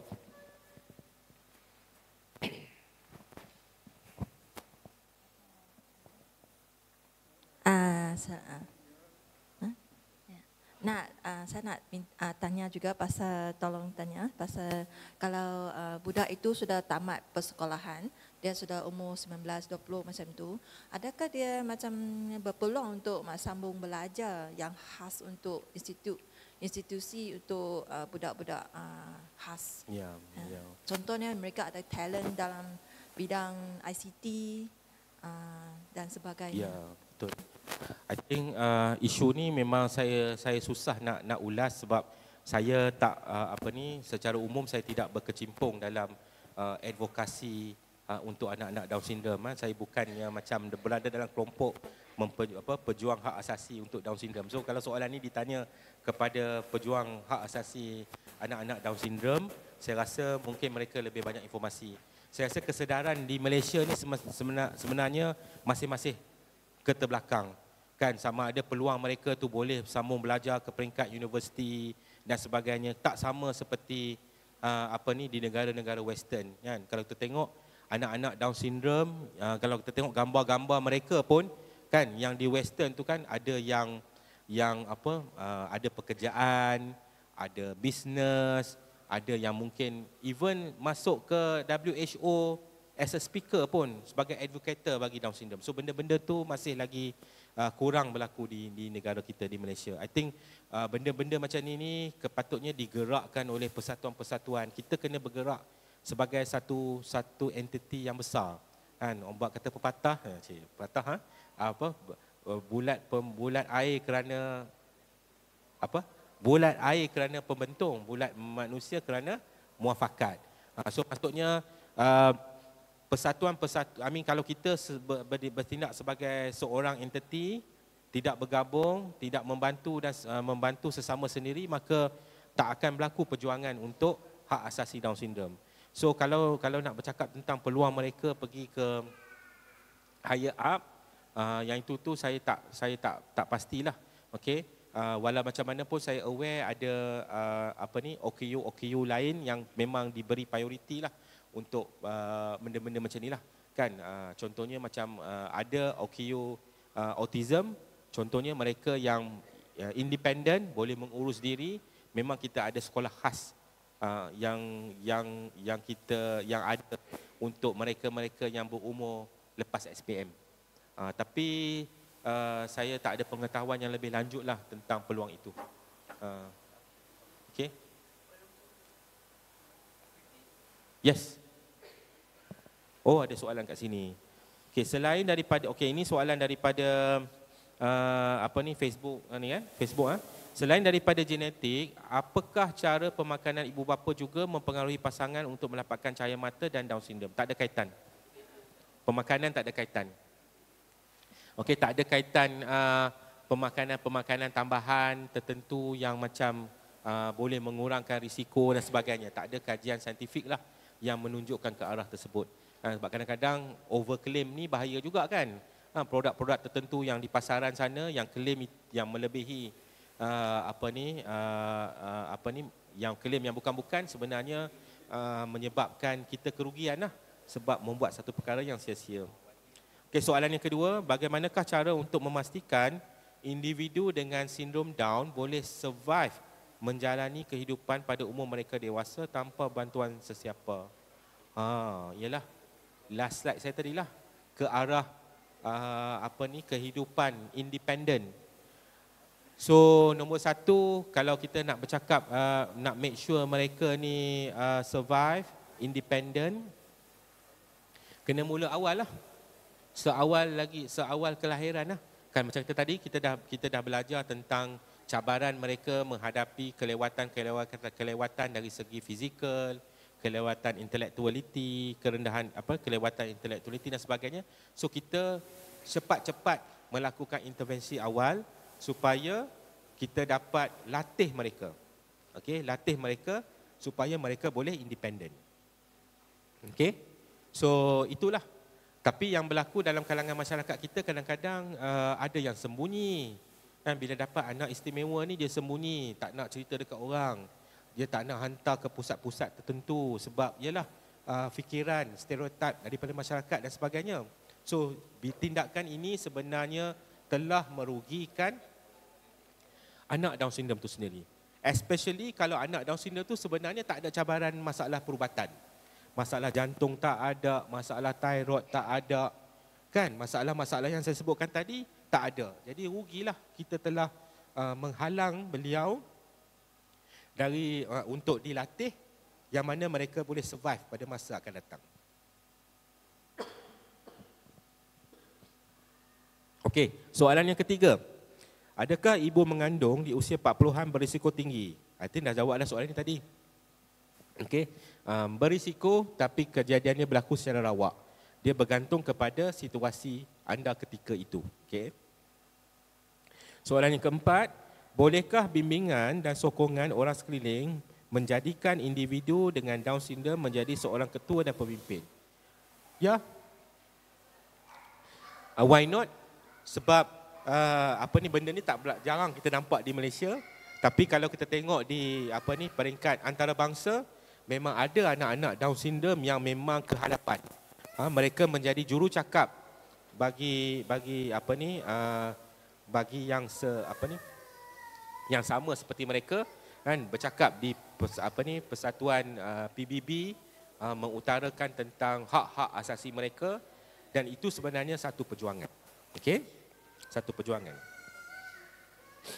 Okey, ada tak soalan daripada sini? Sebelum saya layan semua. Yes. Yes, Puan. Saya Nohana. Nak tanya ni, anak saya dia pasif. Pasif? Agresif. Agresif. Dia macam amal macam ni, dia suka tarik tudung, cubit. Dan kalau salam cium tangan, cubit. Macam rambut, apa-apa lah tak kenal lah, kenal ke tak kenal ke. Memang dia suka cubit, tarik rambut, tarik tudung, tarik cip mata. Dia kalau nak pergi kedai ke, hospital ke semua, kan, betul dia ada sini. Ya. Saya tak. Okey. Ini antara perkara-perkara yang mungkin boleh berlaku pada anak Down syndrome. Macam saya cakap tadi. Apa dia? Adakah masa saya ada buat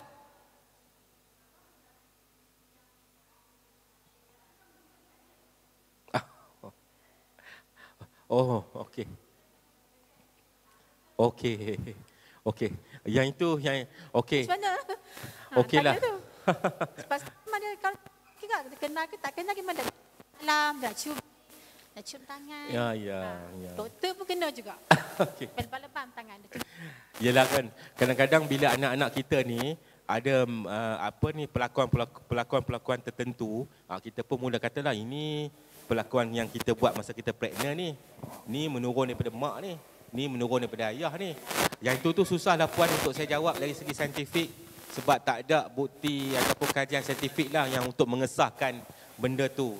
Walaupun kadang-kadang dalam kita konteks masyarakat Melayu ni selalu kita associatekan dengan benda tu, kan.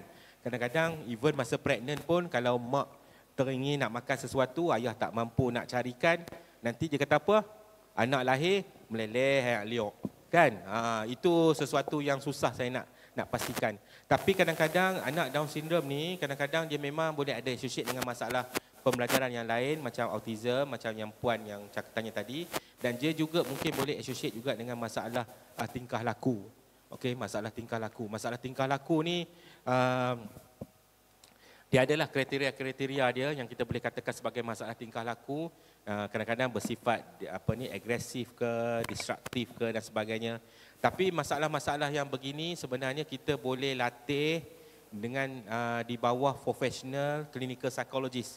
Kita ada intervensi khas untuk bantu melalui kita panggil sebagai cognitive behavior therapy. Okey, so itulah antara menyebabkan yang menjadi kesukaran kepada saya sendiri ataupun masyarakat di luar sana. Kita tak ada satu center yang untuk kita rujuk, kan, especially masalah-masalah macam ni. So especially kita yang berada di sebelah utara ni, kalau nak dibandingkan dengan yang duduk di Kuala Lumpur tu, peluang mereka untuk mendapatkan rehabilitasi yang berkaitan dengan tingkah laku tu lebih banyak, kan. Kita di Pulau Pinang ni very limited. Okey.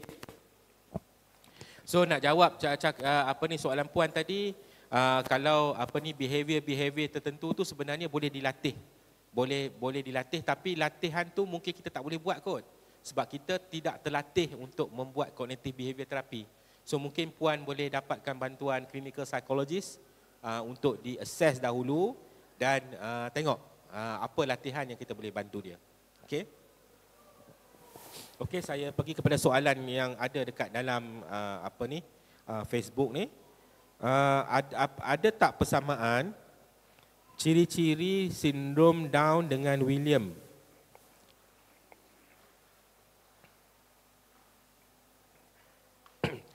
Ada tak persamaan ciri-ciri sindrom Down dengan Williams syndrome? Oh, tak sama. Sindrom Down dengan sindrom Williams tak sama. Dia adalah manifestasi genetik yang berbeza. Okey. Tapi dia punya clinical karakteristik dia mungkin ada yang overlap, tapi dari segi diagnosis Down syndrome adalah Down syndrome, Williams syndrome adalah Williams syndrome. Okey. Kalau anda baca buku dalam Google kan selalu jumpa perkataan ni kan Williams syndrome lah kan. Dia selalu sebab kita namakan sindrom tu menggunakan saintis yang menerangkan benda tu. Satu hari nanti kalau saya sebut Azwa syndrome ke, saya seorang doktor yang hebat lah kot no. Boleh menamakan ciri-ciri sindrom tersebut. Okey. Okey, soalan berikutnya, adakah masalah ketika mengandung, contohnya kekurangan air ketuban boleh menyebabkan bayi dilahirkan Down syndrome? Jawapannya tak. Okey, kekurangan air ketuban tak ada kaitan dengan Down syndrome. Kekurangan air ketuban boleh menyebabkan masalah yang lain. Yang masalah yang selalu associate dengan air ketuban adalah yang kaki belok tu. Kita panggil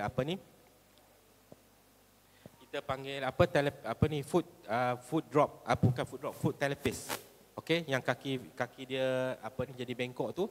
So yang itu jangan bimbang, kalau benda tu berlaku kita boleh diselesaikan secara fisioterapi ataupun mungkin boleh diselesaikan secara operation. Okey, dia jadi macam tu sebab bila air ketuban tu kurang, bayi dalam kandungan tu dia jadi macam restricted, dia tak boleh nak bergerak. So dia jadi macam kaki dia belok. Okey, tapi tak ada kaitan dengan Down syndrome. Tapi biasanya yang ada kaitan dengan masalah air ketuban ni, kita kena cek jugalah buah pinggang baby. Sebab kenapa air ketuban tu kurang? Sebab air ketuban ni sebenarnya dihasilkan, salah satunya datang daripada air kencing bayi. So kalau air ketuban tu kurang, maksudnya bayi tu kurang kencing. Kan? So biasanya doktor akan further investigate status buah pinggang bayi tersebut.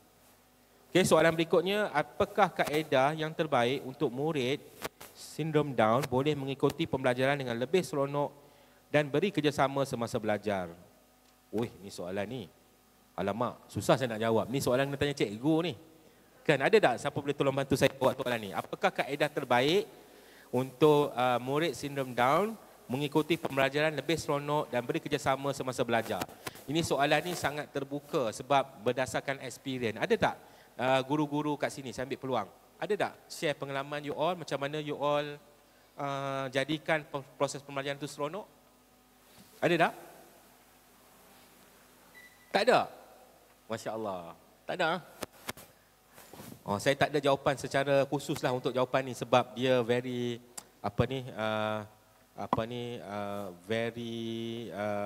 tak spesifik lah kan. Nak mewujudkan pembelajaran yang seronok ni kadang-kadang orang normal pun kita perlukan kaedah juga kan tidak jadi boring. Okey, tapi however thank you soalan yang tanyanya memang sangat baik.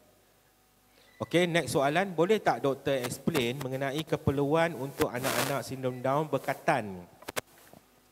Adakah lifestyle, stres mempengaruhi pasangan untuk cenderung dapat anak sindrom Down? Dia ada banyak soalan ni. Okey, yang pertama soalannya boleh berkatan ataupun tak?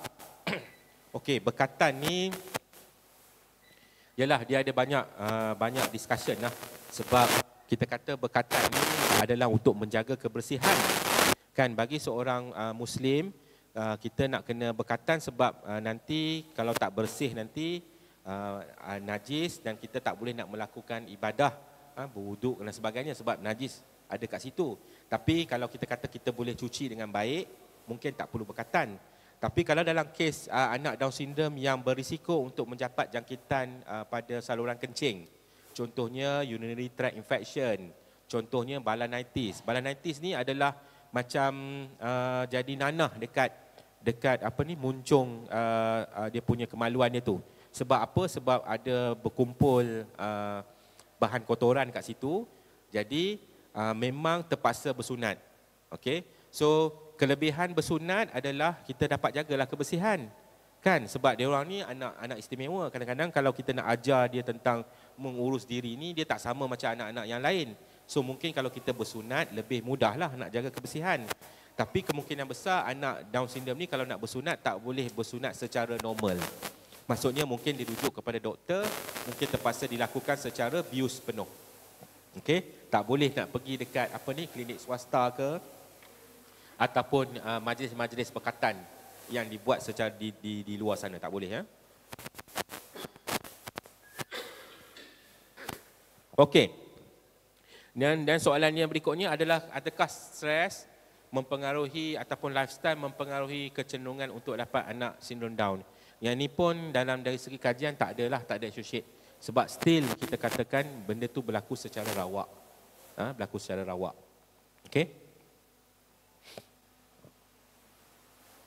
Okey, ada soalan lagi ke? Ada. Testimoni. Ada berapa soalan lagi? Kotlah ada yang malu kan, boleh scan QR code, boleh tulis. Scan QR code kat depan ni. Oh, ada lagi bawah ni. Ya. Ada lagi tak ada soalan. Okey, tak ada.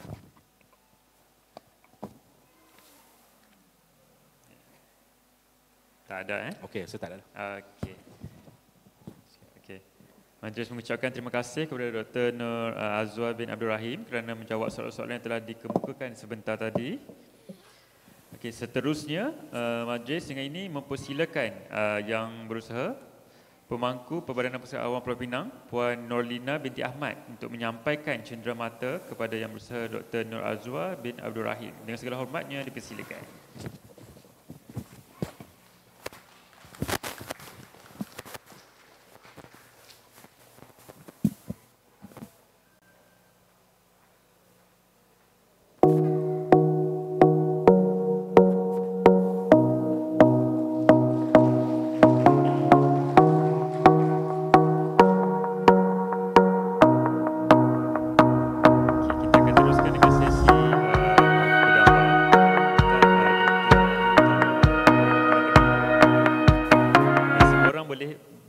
Kita nak ambil gambar ramai-ramai.